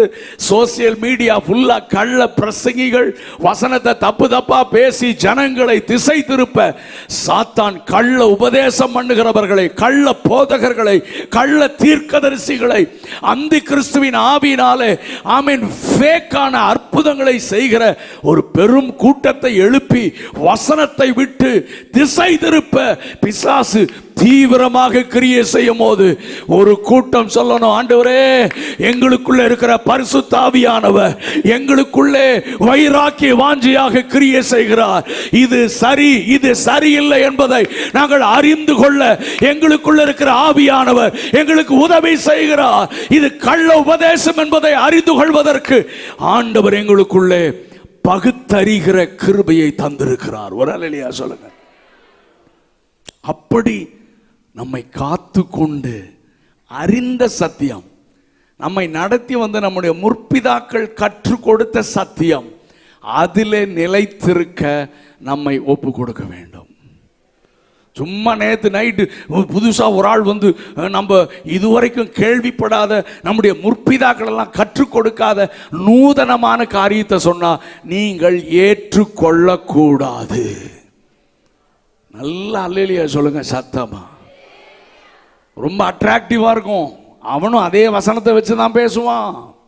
ஆனா இதுவரை நம்முடைய முற்பிதாக்கள், அதனால தான் நான் சொல்லுவேன், ஈசாக்கு ஆபிரகாம் மறைஞ்சிட்டான், ஈசாக்கு தன்னுடைய பிரயாணத்தை ஆரம்பிக்கிறான். இப்போ அப்பா தோண்டி வச்ச துறவெல்லாம் போய் பார்க்கிறான். அப்பா தோண்டி வச்ச துறவில்லை, அதிலிருந்து ஆசீர்வாதங்கள் வரும்னு எதிர்பார்ப்போட போனா அப்பா ஆகிய ஆபிரகாம் தோண்டின எல்லா துறவுகளையும் பெலிஸ்தியர்கள் என்ன செய்தார்கள்? தூற்று போட்டார்கள். இதை நான் வாசிக்கும் போது ஆண்டவர் இதைத்தான் சொன்னார். நம்முடைய முற்பிதாக்கள் இந்த வேதத்திலிருந்து தோண்டின துறவுகளை, வெளிப்பாடுகளை, சத்தியங்களை, நமக்கு சபைகளுக்கு சொல்லிக் கொடுத்த உபதேசங்கள், சபைகளுக்கு கற்றுக் கொடுத்த ஒழுங்குமுறைகள் எல்லாம் வேதத்திலிருந்து தான். அவங்களுக்கு வேற ஒன்றும் தெரியாது. முற்பிதாக்களுக்கு அன்னைக்கு கம்ப்யூட்டர் இல்லை, அன்னைக்கு இத்தனை டிரான்ஸ்லேஷன் பைபிள் இல்லை, அவங்க பைபிள் காலேஜே போலங்க. அவர்கள் இந்த வேதத்தை முழங்கால் படியில் நின்று அவர்கள் வாசித்து ஆண்டவரே சொல்லிக் கொடும் என்ற பொழுது பரிசுத்த ஆவியானவரே இந்த வசனங்களை விளக்கி இந்த உபதேசங்களை, வெளிப்பாடுகளை நம்முடைய முற்பிதாக்களுக்கு கற்றுக் கொடுத்து அதன் அடிப்படையில் தான் சபைகள் கட்டப்பட்டது, ஐபிசியும் கட்டப்பட்டது. அந்த முற்பிதாக்கள் கற்றுக் கொடுத்ததை தீமோத்தேயு பவுல் எழுதும்போது என்ன சொல்றான்? நீ கற்றுக்கொண்டதில் என்ன செய்? நிலைச்சிரு, தெளிந்த புத்தியாரு. புதுசு புதுசா வருவான், வசனத்தை எடுத்து புதுசு புதுசா விளக்குவான். ஆனாலும் பவுல் சொல்றாரு, எங்கள் மூலமாக வெளிப்படுத்தப்பட்ட சுவிசேஷத்தை தவிர நானே திரும்பி வந்து மாத்தி சொன்னாலும் ஏற்றுக்கொள்ளாத, தேவ தூதனே வந்து சொன்னாலும் எழுது. ஏன்னா ஆண்டவர் இந்த வேதத்தை எழுதி முத்திரை போட்டு நம்முடைய கையில கொடுத்திருக்கிறார். கரங்களை உயர்த்தி ஒரு அல்லேலூயா சொல்லுங்க பாப்போம். நான் இந்த வேதத்தின் மகத்துவங்களை உங்களுக்கு எழுதி கொடுத்திருக்கிறேன். அப்போ கட்டளைகள், ஆண்டவர் எழுதி கொடுத்த கட்டளைகளை கொண்டு வந்து சபையை டிரான்ஸ்ஃபார்ம் பண்றதுக்கு, மறுரூபமாக்கி உலகத்தை மறுரூபமாக்கணும். இனி மறுபடியும் நோவாவோட உடன்படிக்கை பண்ணா, நான் இன்னொரு தரம் இப்படி அழிக்க மாட்டேன்டா, முழு உலகமும் ரட்சிக்கப்படணும், ஒருவரும் கெட்டு போக கூடாது. அவர் வாக்குத்தத்தத்தை தாமதிக்கிறார் என்று சிலர் எண்ணுகிறபடி அவர் தமது வாக்குத்தத்தத்தை குறித்து தாமதியாயிராமல் ஒருவரும் கெட்டு போக கூடாது என்று காத்து கொண்டிருக்கிறார். 1 கொரிந்தியர் 1:17-18 வாஸ்தா பவுல் சொல்றார், சிலுவையை குறித்து உபதேசிக்கத்தான். சிலுவையை குறித்த உபதேசம் கெட்டு போறவர்களுக்கு, ரட்சிக்கப்படுகிற நமக்கு அது ஆமா, நான் உபதேசிக்க, சுவிசேஷம் சொல்ல சபைகளை கட்ட அழைக்கப்பட்டிருக்கிறேன் என்று அங்க உறுதியா சொல்லிட்டு 18ஆம் வசனத்திலே 17ஆம் வசனத்திலே 17ஆம் வசனத்துல சொல்றார். அந்த ஒரு வார்த்தை எனக்கு ரொம்ப பிடிக்கும். கிறிஸ்துவின் சிலுவை வீணாய் போகக்கூடாது. அந்த வார்த்தை என்ன ரொம்ப அசைக்கிற வார்த்தை. ஏன் நான் ஊழியம் செய்றேன்? ஒன்னே ஒண்ணுதான், கிறிஸ்துவின் சிலுவை வீணாய் போகக்கூடாது. ஏன் இவ்வளவு ஆணித்தரமா பிரசங்கம் பண்றேன்? கிறிஸ்துவின் சிலுவை. ஏன் சுவிசேஷத்தை சொல்றேன்? கிறிஸ்துவின் சிலுவை வீணாய் போகக்கூடாது. கரங்களை உயர்த்தி ஒரு அல்லேலூயா சொல்லுங்க பார்க்கலாம். இன்னைக்கு மட்டும் நீங்க இந்த வார்த்தை உங்களை தொடுமானால் நீங்க சுவிசேஷம் சொல்லாமல் இருக்க மாட்டீர்கள். ஏன் தெரியுமா? ஏன் சுவிசேஷம் சொல்ற? ஏன் படிக்கிற படிச்சுட்டு போக வேண்டியதானே, வேலை செஞ்சுட்டு போக வேண்டியதானே? ஏன் கூட இருக்கிறவனுக்கெல்லாம் இயேசுவை பத்தி சொல்ற? கிறிஸ்துவின் சிலுவை வீணாய் போகக்கூடாது. தடை வந்தாலும், அடி வந்தாலும், உத வந்தாலும், தடுத்து நிறுத்தினாலும் நான் சுவிசேஷத்தை பிரசங்கம் பண்ணுவேன். ஏன் தெரியுமா? கிறிஸ்துவின் சிலுவை. கரங்களை உயர்த்தி என் கூட சேர்ந்து சொல்லுங்க பார்க்கலாம். கிறிஸ்துவின் சிலுவை வீணாய் போகக்கூடாது. இந்த வார்த்தை என்ன அதிகமா தொடும், அதிகமா என்ன வைராக்கியத்தை தரும். கிறிஸ்துவின் சிலுவை வீணாய் போகக்கூடாது. அப்போ முழு சபையும் கெட்டு போயிடுச்சு. ஒரே ஒரு கூட்டம் மட்டும் நடத்தி வந்த பாதைகளை நினைத்து நன்றியோடு தேவனை துதித்து கொண்டே இருந்தது. எல்லாம் கண்ணுக்குட்டிக்கு முன்னால் விழுந்துட்டான். இவன் மட்டும் யெகோவா தேவனை ஆராதித்து கொண்டிருக்கிறான். கரங்களை உயர்த்தி ஒரு அல்லேலூயா சொல்லுங்க. நான் உங்களுக்கு சவாலாக சொல்கிறேன், என்னை கேட்கிறவங்கள சொல்கிறேன், யார் எப்படி போனாலும் சரி, நான் இதில் தான் இருப்பேன். ஆமென். நிற்கிறேன் என்று சொல்லுகிறவன் விழாதிருக்கும்படி எச்சரிக்கையாக இருக்க கடவன். ஆமென். நான் அறிந்த சத்தியத்தை விட்டு விலக மாட்டேன். சொல்கிறவங்க ஒரு அல்லேலூயா சத்தமாக சொல்லுங்க பார்க்கலாம். எனக்கு கற்றுக் கொடுத்த உபதேசத்திலே நான் கடைசி வரைக்கும் நிலைத்திருப்பேன். சொல்கிறவங்க ஒரு அல்லேலூயா சத்தமாக சொல்லுங்க பார்க்கலாம். ஹல்லேலூயா. என்னை நடத்தின முற்பிதாக்களுடைய பரிசுத்தமான சாட்சியுள்ள பாதையில நான் தொடர்ந்து நடப்பேன். சொல்றவங்க கரங்களை உயர்த்தி ஒரு அல்லேலூயா சத்தமா சொல்லுங்க. ஹல்லேலூயா. அது போதும். அறிஞ்சதையே இன்னும் கீழ்ப்படியல. இன்னும் புதுசா நிறைய வாலிபர்கள் எழும்பி புதுமையாக சொல்றேன்னு சொல்லி தெரிந்து கொள்ளப்பட்டவர்களையும் வஞ்சிக்கிறார்கள். ஆனால் புதுமை ஒன்றுமில்லை, எழுதினது. ஆமே. அவர் நேற்றும் இன்றும் என்றும் மாறாதவர், வசனமும் மாறாதது. ஒரு அல்லேலூயா சொல்லு. சத்தியமும் நாளுக்கு நாள், காலத்துக்கு காலம் மாறாது, நாட்டுக்கு நாடு மாறாது. ஆமே. சூழ்நிலைகளுக்கு சூழ்நிலை மாறாது. சத்தியம் ஒன்றுதான். ஹல்லேலூயா. சரி, அப்போ இப்போ நான் சொன்ன நேத்து தூதர்களை ஏமாத்தினாங்க. அப்புறம் யாரு? என்ன இந்த முழிக்கிறீங்க? ஆதாம் ஏவாளை ஏமாத்தினாங்க. அப்புறம் நோவாவுடைய சந்ததி ஏமாத்தினாங்க. அப்புறம் சொல்லுங்க. ஆபிரகாமை கர்த்தர் தெரிந்து கொண்டார். ஆனாலும் இந்த ஆபிரகாம் சந்ததி பத்தி நம்ம படிக்கிறோம். எகிப்திலிருந்து அவங்களைத்தான் ஆண்டவர் கூட்டிட்டு வந்தாரு. இப்போ ஆபிரகாமுடைய சந்ததியும் என்ன செய்து விட்டார்கள்? எனக்கு சொந்த ஜனமாக தெரிந்தெடுத்தேன் என்று சொந்தம்னு சொன்ன ஆளும் இப்ப கண்ணுக்கு முன்னுக்கு முன்னால விழுந்து கிடக்கிறார்கள். இந்த சூழல தான் இன்னைக்கு கர்த்தர் நம்ம பார்த்து பேசுகிறார். இன்றைக்கான பிரசங்க வாக்கியம் லூக்கா 1வது அதிகாரம் 6வது வசனம் வாசிங்கள். 5-6 வாசிங்க. லூக்கா 1ஆம் அதிகாரம் 5-6 வேகமா வாசிங்கள். யூதேயா தேசத்தின் ராஜாவாகிய ஏரோதி நாட்களில் அபியா என்னும் ஆசாரிய வகுப்பில் சகரியா என்னும் பெயர் கொண்ட ஆசாரியன் ஒருவன் இருந்தான். அவன் மனைவி ஆரோனுடைய குமாரத்திகளில் ஒருத்தி. அவள் பேர் எலிசபெத்து. நல்ல கவனிங்க. அவர்கள் இருவரும் கர்த்தரிட்ட சகல கற்பனைகளின்படியேயும் நியமங்களின்படியேயும் குற்றமற்றவர்களாக நடந்து தேவனுக்கு முன்பாக நீதி உள்ளவர்களாயிருந்தார்கள். ஏன் அல்லேலூயா சொல்ல மாட்டேன்றீங்க? என்ன சாட்சிங்க? உங்களையும் என்னை மாதிரி தான் சகரியா, எலிசபெத்து. இப்ப சொல்லுங்க, இவங்களை குறித்து ஆண்டவர் சாட்சி சொன்ன மாதிரி நம்மை குறித்து ஆண்டவர் சாட்சி சொல்ல முடியுமா?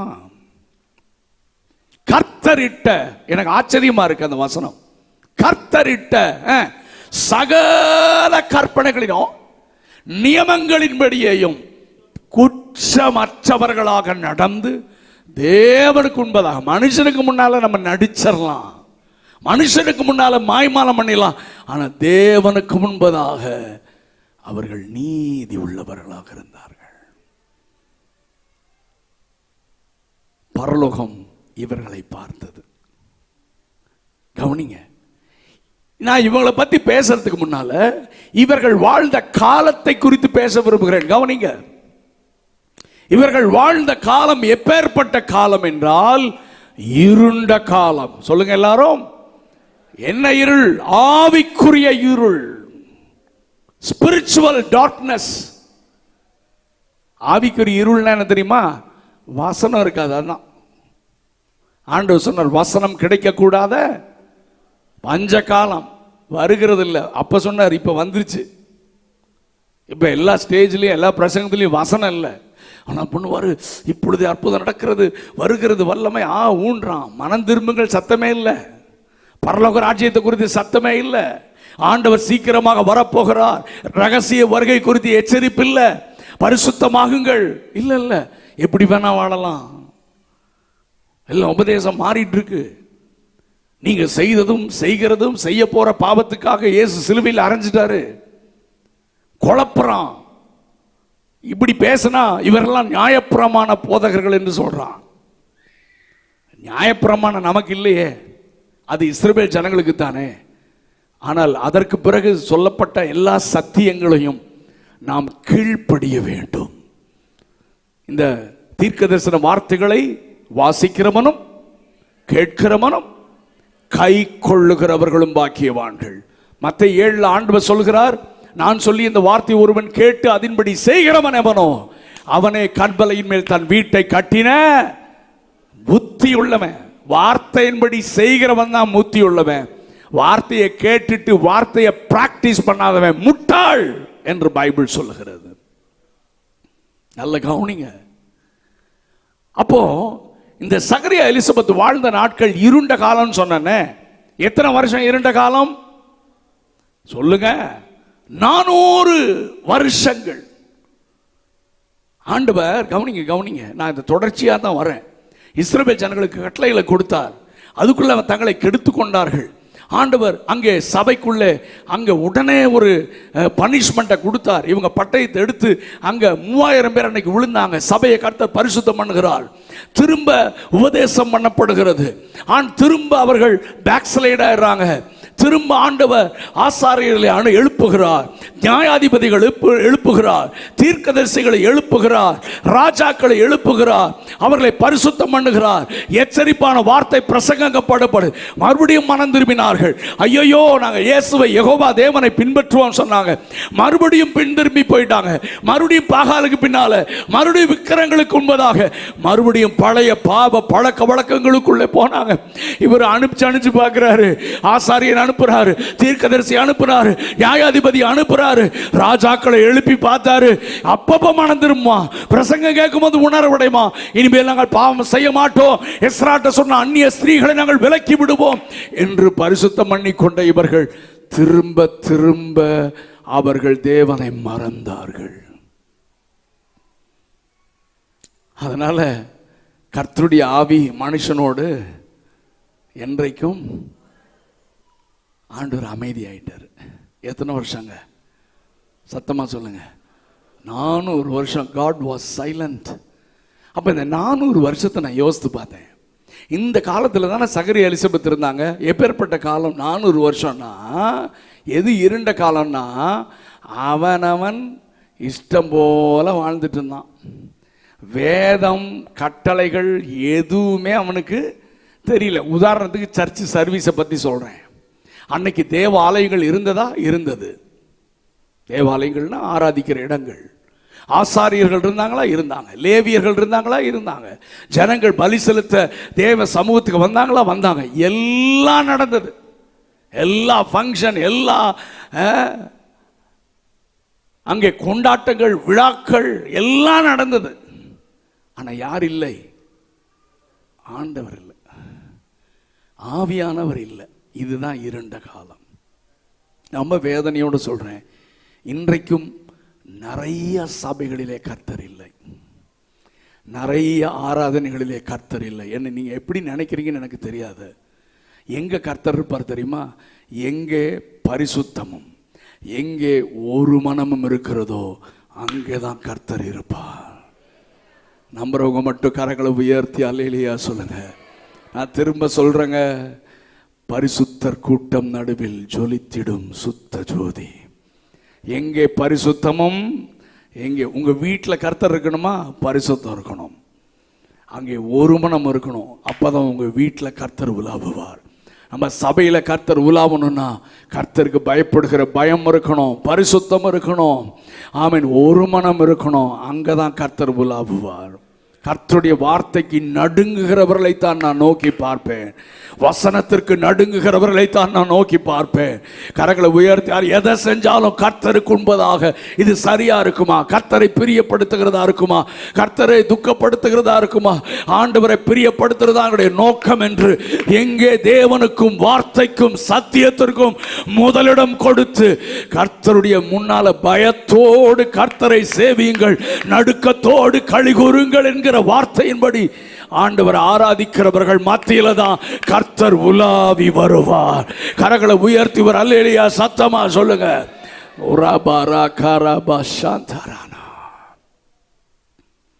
நல்ல கவனிங்க. 400 வருஷம் பாட்டு பாடுறான், அங்க எதோ பண்றான், கொயர் இருக்கு, அங்க பலி செலுத்துறான், எல்லாம் தகன பலி நடக்குது, அது நடக்குது, இது நடக்குது, பிரதான ஆசாரி உள்ள போறான் வர்றான், கர்த்தர் இல்லை. இதே போலதான் சாமுவேல் தீர்க்கன் வளர்ந்த நாட்களிலும் எழுதப்பட்டிருக்கிறது. பிரத்யட்சமான தரிசனம் இல்லை, தேவ வார்த்தை இல்லை, ஒரு இருண்ட காலம். இந்த இருண்ட காலத்துல நான் யோசித்து பார்க்கிறேன், இன்னைக்கு அப்படிதான் மாறிட்டு வருது. நான் எல்லாரோடையும் என்னுடைய மன குமுறலை கொட்டுறேன். ஆதி சபையின் அனுபவங்கள் இன்றைக்கு சபைகளிலே தொலைந்து விட்டது. ஆதியில் இருந்த வைராக்கியம் இல்லை, ஆதியில் இருந்த பரிசுத்தம் இல்லை, கலாச்சாரம் எல்லாமே மாறிட்டே வருது. ஆராதனை மாற்றம், எல்லாம் மாற்றம், ஊழிய ஸ்டைலு எல்லாமே மாறிட்டு வருது. ஹல்லேலூயா. நல்ல கவனிங்க. எழுப்புதல் என்ன தெரியுமா? ஆதி நிலைக்கு திரும்புதல் தான் எழுப்புதல். ஏதோ புதுமையாக ஒன்றை செய்வதல்ல, ஆதி சபையின் அனுபவம் திரும்ப சபைக்குள் வருவதுதான் கர்த்தர் எதிர்பார்க்கிற எழுப்புதல். நம்புறவங்க மட்டும் ஒரு அல்லேலூயா சத்தமா சொல்லுங்க. ஆதி சபையுடைய கர்த்தருக்கு பயப்படுற பயம், வசனத்திற்கு நடுங்குகிற, வசனத்திற்கு ஒப்பு கொடுத்து சத்தியத்தின்படி வாழணும் என்ற வைராக்கியம், பரிசுத்த அலங்காரத்தோடு கர்த்தரை தொழுது கொள்ளுதல், ஆவியோடும் உண்மையோடும் தேவனை ஆராதித்தல், சாட்சியாய் வாழ்ந்து கிறிஸ்துவை வெளிப்படுத்துகிற வாழ்க்கை. ஆதி சபையின் அனுபவம் திரும்ப சபைக்குள்ள வரணும், இந்த ஐபிசிக்குள்ள வரணும். நம்புறவங்க மட்டும் ஒரு அல்லேலூயா சத்தமா சொல்லுங்க. ஆதி அனுபவங்கள் திரும்ப, முன்மாரியின் மழை பெஞ்சது, இப்ப பின்மாரியின் மழை நம்முடைய சபைகளுக்குள்ள, ஐபிசி சபைகளுக்குள்ள பெய்யணும். விரும்புறவங்க மட்டும் கரங்களை உயர்த்தி, ஆண்டவரே தாவீது ஜெபம் பண்ண மாதிரி உம்முடைய ஜனங்கள் மேல் மகிழ்ந்திருக்கும்படி உம்முடைய ஜனங்களை திரும்ப உயிர்ப்பிக்க மாட்டீரோ? Will you not revive us again, Lord? எங்களை திரும்ப உயிர்ப்பிக்க மாட்டீரோ? ஆதி அனுபவத்திற்கு எங்களை திரும்பி தூக்கி எடுக்க மாட்டீரோ? அனலும் இல்லாமல் குளிரும் இல்லாமல் வாழ்கிற வாழ்க்கையிலிருந்து எங்களை விடுவித்து திரும்ப எழுப்பும். நம்ம ஜெபம் பண்ணதுக்காக கவனிங்க கவனிங்க. இப்போ ஆண்டவர் இல்லை. இதை நான் கொஞ்சம் யோசித்து பார்த்தேன். ஏன்னா சகரியா ஆசாரியனா இருந்ததுனால அந்த ஆசரிப்பு கூடாரத்தை பத்தி என்ன பேசுறேன். நான் பைபிள் ஸ்டடி எல்லாம் எடுக்கல. ஒரே கவனிங்க. ஆண்டவர் மோசேக்கு ஆசரிப்பு கூடாரத்தை குறித்து வரைபடத்தை கொடுத்த பொழுது, இதை டேபிள் எப்படி செய்யணும், இந்த உடன்படிக்கை பெட்டி எப்படி செய்யணும், எதில் செய்யணும், எதில் எந்த தகட்டால் மூடணும், அந்த அந்த கை பிடிக்கிற இது அங்கே அந்த வளையங்கள் இருக்கணும், அங்கே இப்படி நான் அதை ஹேண்டில் பண்ணணும், எப்படி தூக்கிட்டு போகணும், எப்படி செய்யணும், கிருபாசனம் எப்படி இருக்கணும், பிரதான ஆசாரியனுடைய உடை எப்படி இருக்கணும், இவன் எப்படி ஆசாரி ஊழியம் செய்யணும், எல்லாம் பலிபீடம் எங்க இருக்கணும்? பிரகாரம், பரிசுத்த ஸ்தலம், மகா பரிசுத்த ஸ்தலம். ஆமென். அங்கே பிரகாரத்தில் பலி கொண்டு வந்து அங்கே பலி செலுத்துகிற காரியங்கள்லாம் நடக்கட்டும். ஆனால் ஜனங்கள் யாரும் எங்க வரக்கூடாது? பரிசுத்த ஸ்தலத்திற்குள்ளே வரக்கூடாது. அங்கே ஆசாரியர்கள், லேவியர்கள் மட்டும்தான், அபிஷேகம் பண்ணப்பட்ட ஆசாரியர் லேவியர்கள் தான் அங்கே பரிசுத்த ஸ்தலத்திற்கு வரணும். ஆனால் இன்னொரு இடம் இருக்கிறது. என்ன இடம்? மகா பரிசுத்த ஸ்தலம். அங்கே எந்த ஆசாரியன், லேவியன் என்ன செய்யக்கூடாது? வரக்கூடாது. அந்த வருஷத்திற்காக கர்த்தரால் அபிஷேகம் பண்ணப்பட்ட பிரதான ஆசாரியனை மட்டும்தான் வரணும். இவ்வளவு ரெஸ்ட்ரிக்ஷன். அது மட்டும் இல்ல, பலி செலுத்தும் போது இப்படிதான் பலி செலுத்தணும். அதாவது தகன பலி எப்படி செலுத்தணும், சர்வாங்க தகன பலி, பாவ நிவாரண பலி, எல்லாத்துக்கும் ரூல்ஸ். இப்போ உள்ள வந்துட்டா அங்க தூப பீடம். அந்த தூப பீடத்துல அந்த தூபம் போடுவதற்கு, தூபம் போடுறது அக்கினி தானே வேணும்னு சும்மா எங்கேயோ அந்த அக்கினியை கொண்டு வரக்கூடாது. நீயே அக்கினியை உருவாக்க கூடாது. அந்த அக்கினி எங்கிருந்து தான் எடுக்கப்பட வேண்டும்? சொல்லுங்க, பலிபீடத்திலிருந்து தான் எடுக்கப்பட வேண்டும். இத்தனையும் ஆண்டவர் சொல்றாரு. அது எப்பொழுதும் அப்படி இருக்கணும், சமூக தப்ப மேட்சா இருக்கணும், அங்க வை இங்க வை, கரெக்டா அந்த இடத்துல வை, தூப பீடம் இருக்கணும். எல்லாம் சொல்லிட்டு மோசேட்ட சொல்றார், மோசஸ், நான் காண்பிக்கிற மாதிரியின்படி செய்ய. நான் ஒரு நாள் ஆண்டவர் பார்த்து கேட்டேன், என்ன ஆண்டவரே இவ்வளோ கராரா இருக்கிறீங்களே? ஸ்பூனை, அதாவது இதை நீங்க வாசித்தீங்கன்னா, ஆசாரியன் விரும்புகிற மாதிரி ஒரு ஸ்பூனை கூட தூக்கி இப்படி வைக்க முடியாதுங்க. அவர் சொன்ன மாதிரி தான் செய்யணும். பாஸ்ட் விரும்புகிற மாதிரி, விசுவாசி விரும்புகிற மாதிரி ஆராதனை நடத்த சொல்லுங்க, முடியாது. ஆண்டவர் எல்லாத்துக்கும் ஸ்பெசிஃபிகேஷன் கொடுத்துருக்காரு. அதுவும் இந்த லேவியர்கள், ஆசாரிகள் என்ன செய்வாங்கன்னா, அடிக்கடி வெளியே போயிட்டு வந்து அந்த பலி பொருள், அந்த ரத்தத்தை கொண்டு வந்து பிரதான நிறைய காரியங்கள் அங்கே செய்யறதுக்கு அடிக்கடி வெளியே பிரகாரத்துக்குள்ள போயிட்டு வருவாங்க. ஆனால் ஆண்டவர் மோசஸ் மூலமா சொன்னாரு, பிரகாரத்திற்கும் பரிசுத்த ஸ்தலத்திற்கும் இடையே என்ன இருக்கணும்? ஒரு வெண்கல தொட்டி இருக்கணும். அந்த வெண்கல தொட்டி முழுசும் தண்ணி எப்பவும் இருக்கணும். ஒரு ஆசாரியனோ ஒரு லேவியனோ எத்தனை முறை வெளியே போய்விட்டு, ஆமாம் இப்பதானே காலை கழுவிட்டேன் மறுபடியும் கழுவணுமா? இல்லை, 100 தானே நீ வெளியே போயிட்டு வந்தாலும் ஒவ்வொரு முறையும் உன் கை கால்களை சுத்திகரித்துக் கொள்ளணும். அது பரிசுத்தத்தை குறிக்கிறது. ஒரு அல்லேலூயா சத்தமா சொல்லுங்க. இப்போ நான் சகரியா நாட்களை யோசித்து பார்க்குறேன். இப்போ தண்ணி தொட்டி இருக்குது, ஆனால் என்ன இல்லை? தண்ணி சொல்லுங்க.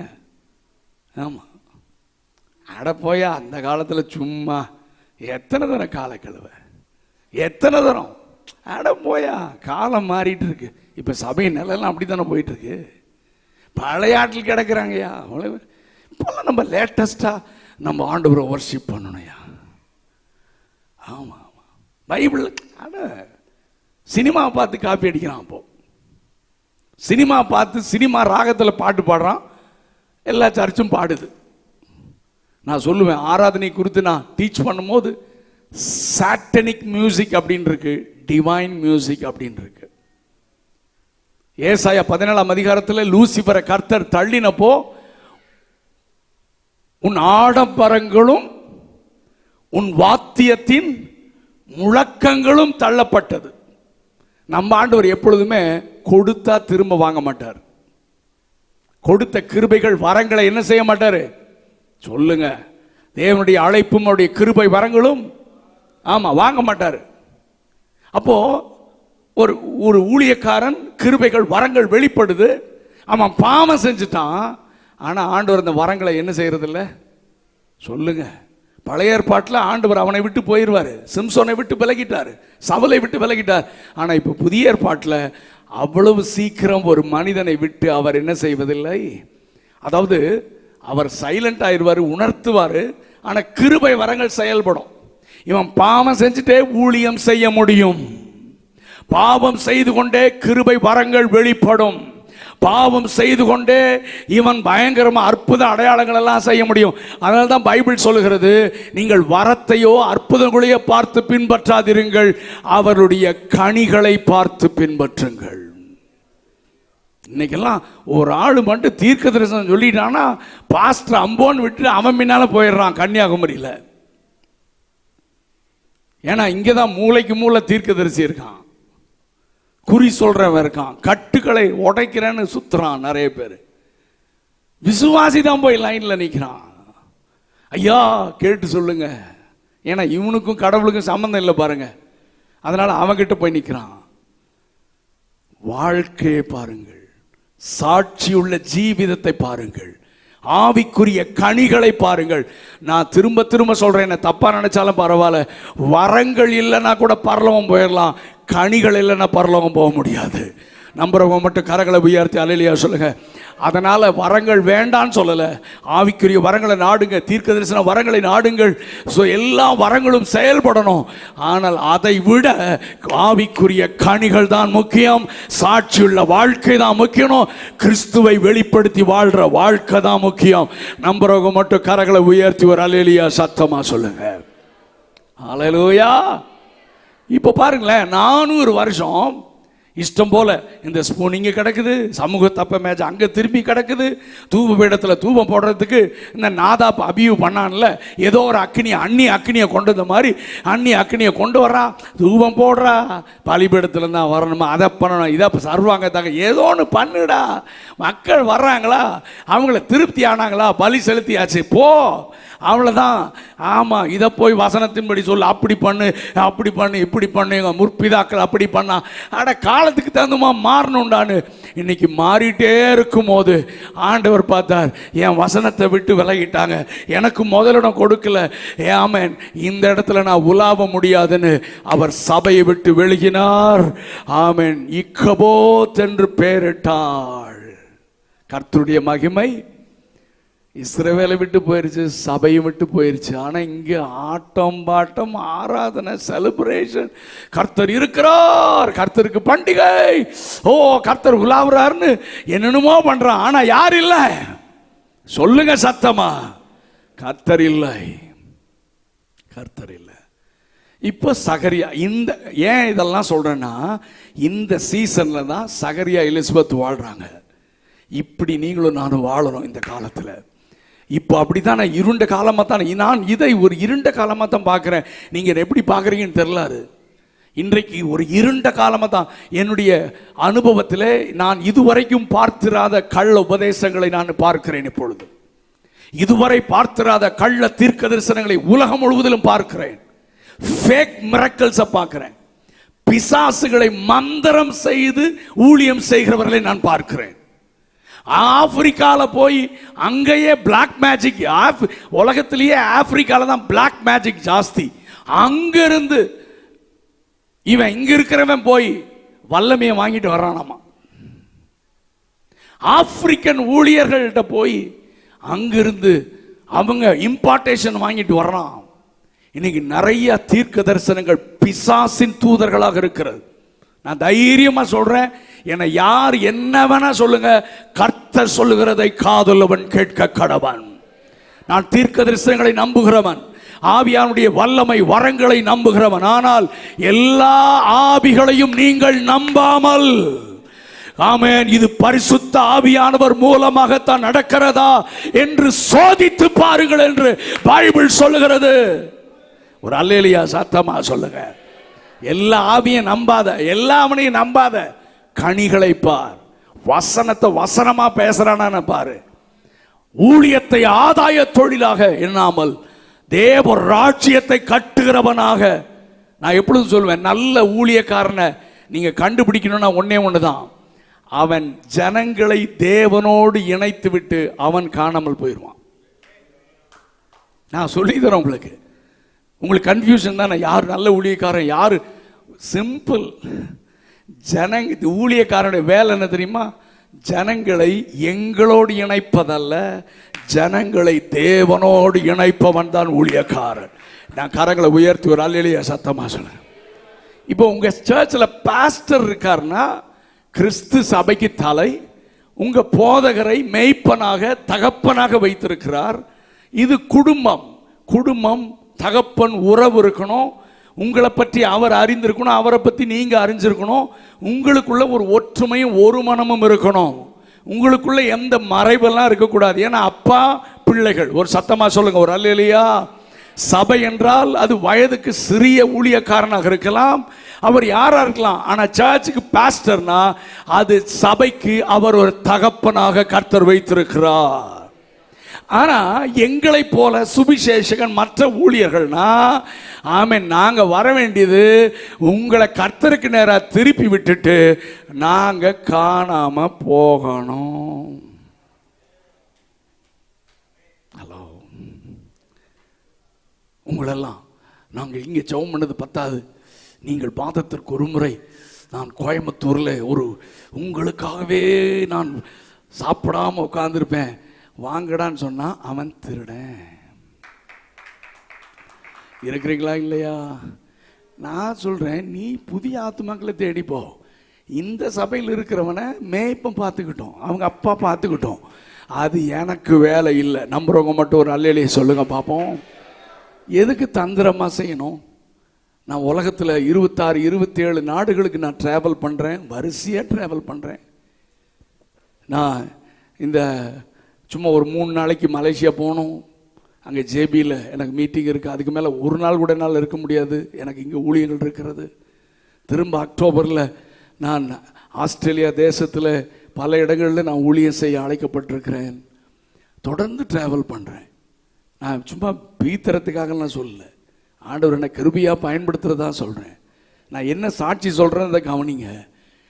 எந்த தேசத்துக்கு போனாலும் ஜனங்களை தேவனோடு கனெக்ட் பண்ணிட்டு நான் வந்துடுவேன். என் மேலே இருக்கிற ஒரு கம்ப்ளைண்ட் என்ன தெரியுமா? நான் யாருக்கும் ஃபோன் பண்ண மாட்டேன், ஃபோன் பண்ணாலும் எடுக்க மாட்டேன். ஹலோ, நிறைய நேரம் என்கிட்ட கோவிச்சுக்குவாங்க, ஒரு ஃபோன் பண்ண மாட்டேங்களா? நான் சொன்னேன் சாரி, பண்ண மாட்டேன்.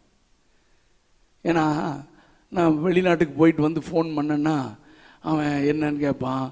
எது நான் நேரம் ஊழியத்தை பற்றியோ என் தேவைகளை பற்றியோ இது வரைக்கும் எங்கேயும் சொன்னதில்லை, சொல்ல போகிறதும் கிடையாது. ஹலோ, ஆமாம், எனக்கு மனைவி இருக்காங்க, 2 பிள்ளைங்க இருக்காங்க.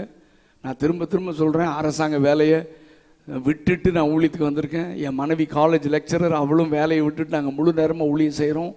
எங்களுக்கு நிரந்தரமாக எங்களை சப்போர்ட் பண்ணுறவங்க யாரும் கிடையாது. ஆமேன். நாங்கள் இந்த மாதிரி கூப்பிடுற இடத்துல போய் பிரசங்கம் பண்ணி அதில் கிடைக்கிற காணிக்கை வச்சு தான் நாங்கள் குடும்பம் நடத்துகிறோம். கர்த்தர் எங்களை நல்லா வச்சுருக்கார். இது வரைக்கும் எவ்வளோ கொடுப்பீங்க, ஏதான் பண்ணுவீங்க, ஏன் டீசல் இவ்வளோ ஆகுது, நான் வந்துட்டு போகிறேன் இவ்வளோ வரும், ஒருத்தர்கிட்ட கூட கேட்டதில்லை, கேட்க போகிறதும் கிடையாது. ஆமாம் ஆமாம், கர்த்தர் என்னை பழக்க வச்சுட்டார். விசுவாசத்தை ஒருத்தன் வந்து கம்மியாக கொடுப்பான், அதுக்காக நம்ம முறுமுறுக்கிறதே இல்லை.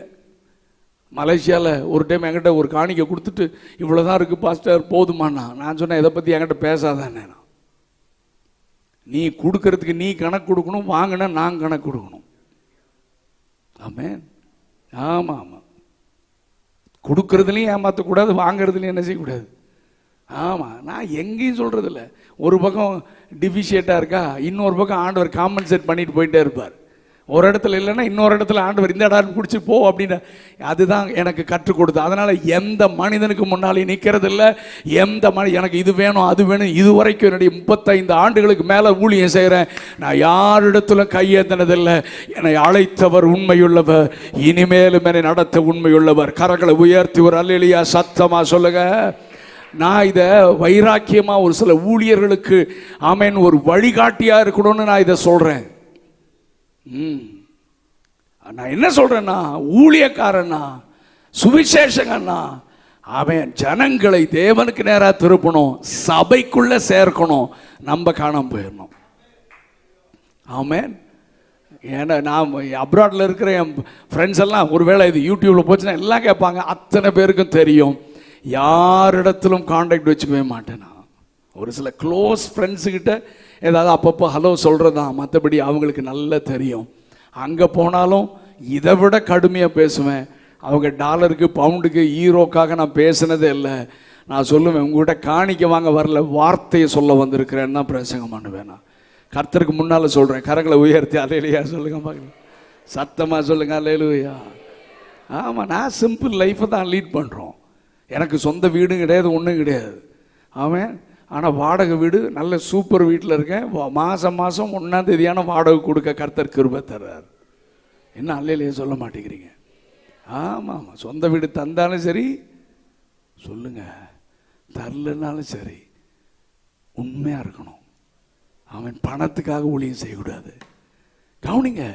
ஸோ இப்போ நாட்டில் நடக்கிற காரியங்களெல்லாம் பிஸ்னஸ். ஜனங்களை தன்வயப்படுத்தி பணத்தை வாங்கி காணிக்கையை வாங்கி, இன்னைக்கு நம்ம ஊழியம் செஞ்சு ஆண்டவர் கொடுக்குற பணத்தை வாங்கிறதுக்கு அதை பத்திரமா என் மனைவி பிள்ளைகள்கிட்ட சொல்லுவேனா, இது ஆண்டுடைய பணம், நம்ம ரொம்ப கவனமாக இருக்கணும், நம்ம ஆண்டவர்கிட்ட கணக்கு கொடுக்கணும், இது கர்த்தருடைய பணம் என்று சொல்லி தான் ஏதாவது வேணும்னு சொன்னால் கூட அவங்ககிட்ட இதை நான் சொல்லுவேன். அது அவங்களுக்கு பிடிக்காது தான், அந்த வேல்யூ அவங்களுக்கு தெரியாது தான். என்னடா டேடி இப்படி சொல்கிறாங்கன்னு அவங்க கஷ்டப்படுவாங்க. ஆனாலும் நான் சொல்லுவேன், இது காட்ஸ் மணி.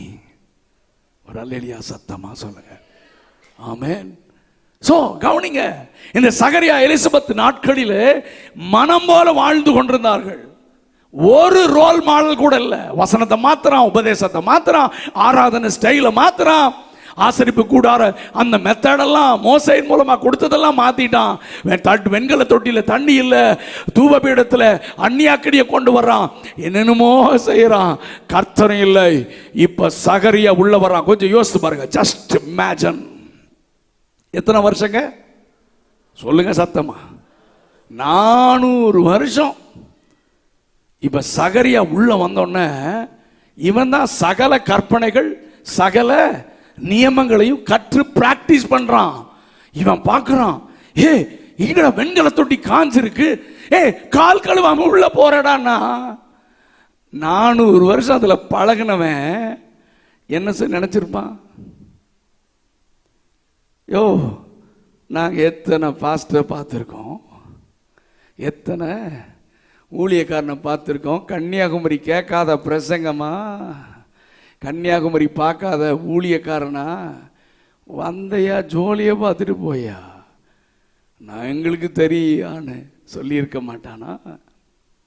100 பேர் ஒன்றா இருக்கும் போது மிகாயா மட்டும் கர்த்தர் வார்த்தை சொன்ன அவன் பைத்தியக்காரன மாதிரி தானே பார்த்தாங்க. அவனை கூப்பிடும்போதே என்ன சொன்னான்? டே, நீ கர்த்தர் சொன்னார் வசனம் கிசனன்னு பேசாத. 400 பேர் என்ன செய்யிருக்கான் சொன்னா ஒன்னா இருக்கிறான். ஏன்னா இந்த டூப்ளிகேட்லாம் ஒன்னா சேர்ந்துரும், ஒன்னா இருக்கான். எல்லார் வாயிலையும் ஒரே வார்த்தை வருது, நீ மாத்தி சொல்லிடாத, அதே மாதிரி சொல்லிடு. டீச் பண்ணி கூட்டிட்டு வரான். அவன் சொன்னான், கர்த்தர் சொல்றதா சொல்லுவேன். நாம் ஒரு அல்லேலூயா சத்தமா சொல்லுங்க.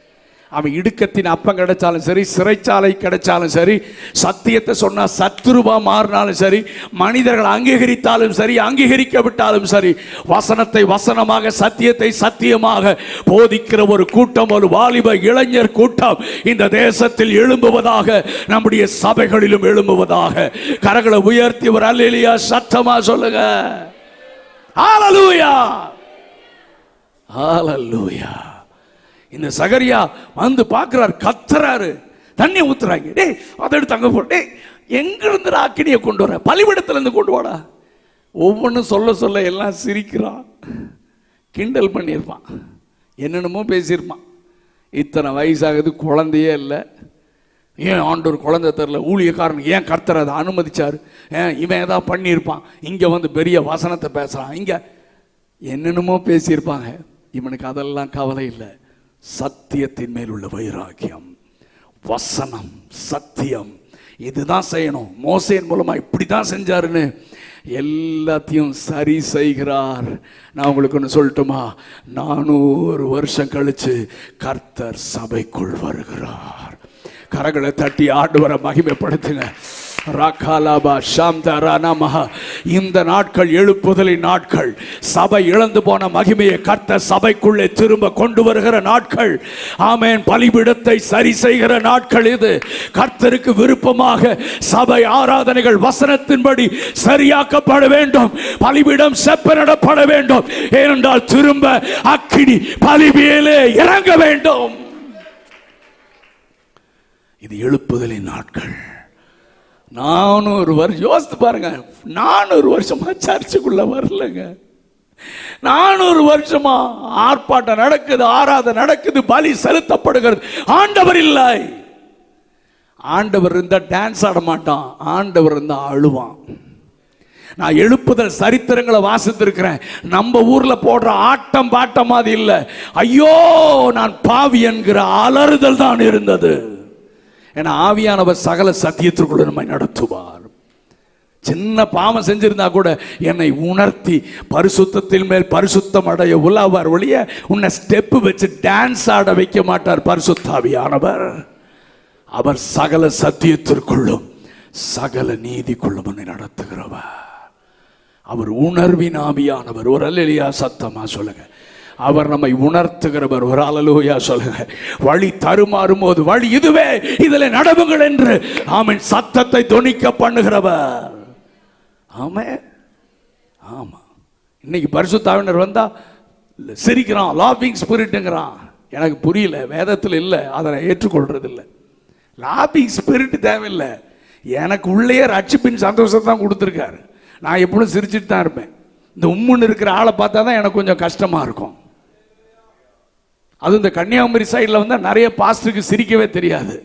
ஆனால் இவங்கெல்லாம் நல்லா சிரிக்கிறாங்க நினைக்கிறேன். பாஸ்டர் ஸ்தோத்திரம்னா அப்படின்னு. நான் சொல்லுவேன், இந்த ஆள்கிட்ட இருக்கிற ஆவி சரியில்லை. ஏன்னா எப்பொழுதும் சந்தோஷமா இருங்கள் என்று உங்களுக்கு சொல்லுகிறேன். கர்த்தர் உள்ள இருக்கிறதுக்கு அடையாளமே சந்தோஷம் தான். ஒரு அல்லேலூயா சொல்லுங்க.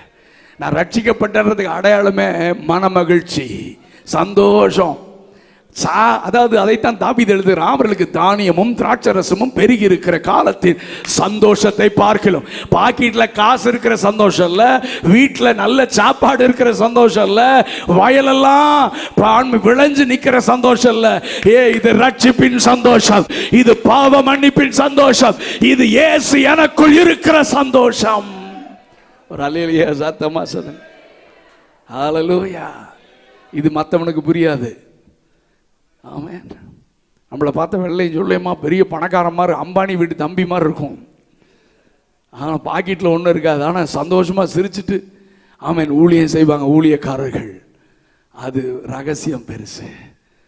சாப்பாடு பணம் கொடுக்காத சமாதானத்தை கர்த்தர் தருகிறார். ஹல்லேலூயா. இந்த 400 வருஷம் கழிச்சு கர்த்தர் அங்கே அசைவாடி சொல்லுகிறார், சகரியாவே நான் உனக்கு ஒரு குமாரனை தரப்போகிறேன். அவனை நஸ்ரேனாக இருக்கணும். அவனுக்கு பெயர் யோவான். அவனை எதுக்கு தெரியுமா கொடுக்கிறேன்? இந்த இருண்ட காலத்திற்கு ஒரு முற்றுப்புள்ளி நான் வைக்க போகிறேன். கரங்களை உயர்த்தி ஒரு அல்லேலூயா சத்தமா சொல்லுங்க. நான் எப்பொழுதுமே சொல்றேன், இந்த கள்ள தீர்க்கதரிசிகள் ரொம்ப நாள் ஆட முடியாது, கள்ள உபதேசம் பண்றவன் ரொம்ப நாள் ஆட முடியாது. இருண்ட காலத்தை கர்த்தர் விட்டு வச்சிருப்பார். எது வரைக்கும் தெரியுமா? ஒரு சகரியா எழும்பும் வரை, ஒரு எலிசபெத் எழும்பும் வரை இருண்ட காலம் இருக்கும். ஆனால் சபையிலே சகரியாக்களும் எலிசபெத்தும் எழுப்பிவிட்டார். அவர்கள் மூலமாக யோவான் ஸ்நானங்களை பிறக்க பண்ணி 400 வருஷம் அந்தகாரத்திற்கு இருண்ட காலத்திற்கு முற்றுப்புள்ளி வைத்து கர்த்தர் புதிய எழுப்புதலின் யுகத்தை ஆரம்பிக்கிறார். New revival era. நான் தீர்க்க தரிசனமா சொல்றேன். ஆமென். இருண்ட காலம் முடிய போகிறது. ஆமென். எத்தனை பேர் விசுவாசிக்கிறீங்க? ஹல்லேலூயா. ஒரு சகரியா கூட்டத்தை கர்த்தர் ஐபிசி சபையில எழுப்ப விரும்புகிறார். ஒரு எலிசபெத் கூட்டத்தை கர்த்தர் எழுப்ப விரும்புகிறார். நம்முடைய பிள்ளைகள் யோவான் ஸ்நானகன்களாக நம்முடைய குடும்பத்திலே, நம்முடைய சபையிலே கர்த்தர் எழுப்ப விரும்புகிறார். கரங்களை உயர்த்தி ஒரு அல்லேலூயா சொல்லுங்க. உங்க செக்ரட்டரிட்ட கேட்டேன், இந்த வருஷம் பைபிள் காலேஜில் எத்தனை பேர் இருக்காங்கன்னு கேட்டா அவர் பரிதாபமா சொன்னாரு, பிரதர் 3 பேர் இருக்காங்க. எனக்கு ரொம்ப வேதனையா இருந்துச்சு. அத்தனை சபைகள் மெயின்டெனன்ஸ் மோட்ல போயிருச்சு. சபை உருவாக்குகிற இடம். உருவாக்கி வெளியே அனுப்பிட்டே இருக்கணும். உருவாக்கி வெளியே அனுப்பாத சபை செத்த சபை. ஹலோ. உள்ள தக்க வைக்கிற சபை இல்ல. இன்னைக்கு நிறைய பேர் என்ன சொல்றாங்க, என் சபையில் 40,000 பேர் இருக்கா. இருந்துட்டு போட்டேன், என்ன போ. என் சபையில் 1,00,000. அதனால பெரிய பாஸ்டர். ஏன் நீ பெரிய பாஸ்டர் இல்லையா? நீ உன் சபையில எத்தனை பேர் உருவாக்கி இருக்கிற, எத்தனை பேர் உன் சபையிலிருந்து இந்த தேசத்தை சுதந்திரிக்க சுவிசேஷம் அறிவிக்கப்படாத இடத்திற்கு எத்தனை பேர் வெளியே ஓடி போய் சுவிசேஷம் அறிவிக்கிறாங்க. எத்தனை பேர் சீஷரா உருவாக்கின, எத்தனை ஊழியர்கள், இளம் ஊழியர்களை உருவாக்கின, எத்தனை மிஷனரிகளை உருவாக்கின, எத்தனை பேர் அனுப்பின. ஒரு தேவ மனிதன் சொல்றாரு, சபைக்குள் இருக்கிற கூட்டம் அல்ல சபையுடைய பலன், ஸ்ட்ரென்த், சபையிலிருந்து எத்தனை பேர் வெளியே போயிருக்கிறானோ அதுதான் சபையுடைய பலன். ஒரு அல்லேலூயா சத்தமா சொல்லுங்க. நான் சத்தியத்தை சத்தியமா போதிக்கிறேனா, சபையிலிருந்து உருவாக்கப்படணும். பாஸ்டர்ஸுக்குள்ளேயும் அந்த ஜீல் வரணும். இந்த வருஷத்திற்குள்ள உங்க ஒவ்வொரு சபையிலிருந்தும் ஒவ்வொரு வாலிபன் முழு நேர ஊழியத்துக்கு எழுமணும். பைபிள் காலேஜ் போய் படிக்கணும். இன்னும் ஏராளமான கிராமங்களில் ஐபிசி கிளை சபைகளை ஏற்படுத்தணும். தரிசனத்தோடு செயல்படணும். கரங்களை உயர்த்தி, ஸ்தாபனத்தை வளர்ப்பதல்ல, தேவ ராஜ்யத்தை கட்ட கர்த்தர் நம்மை அழைத்திருக்கிறார். நம்புறவங்க மட்டும் ஒரு அல்லேலூயா சத்தமா சொல்லுங்க. எலியாவின் தேவன் எங்கே? நான் முடிக்க விரும்புகிறேன். ஆண்டவர் யோவான் சானட்டு சொன்னாரு, சகரியாட்ட சொன்னாரு, ஏய் உன் மகன், உனக்கு ஒரு மகனை தரப்போறேன், உன் பிள்ளை எனக்கு வழியை ஆயத்தம் பண்ணுவான். நான் சொல்லட்டுமா?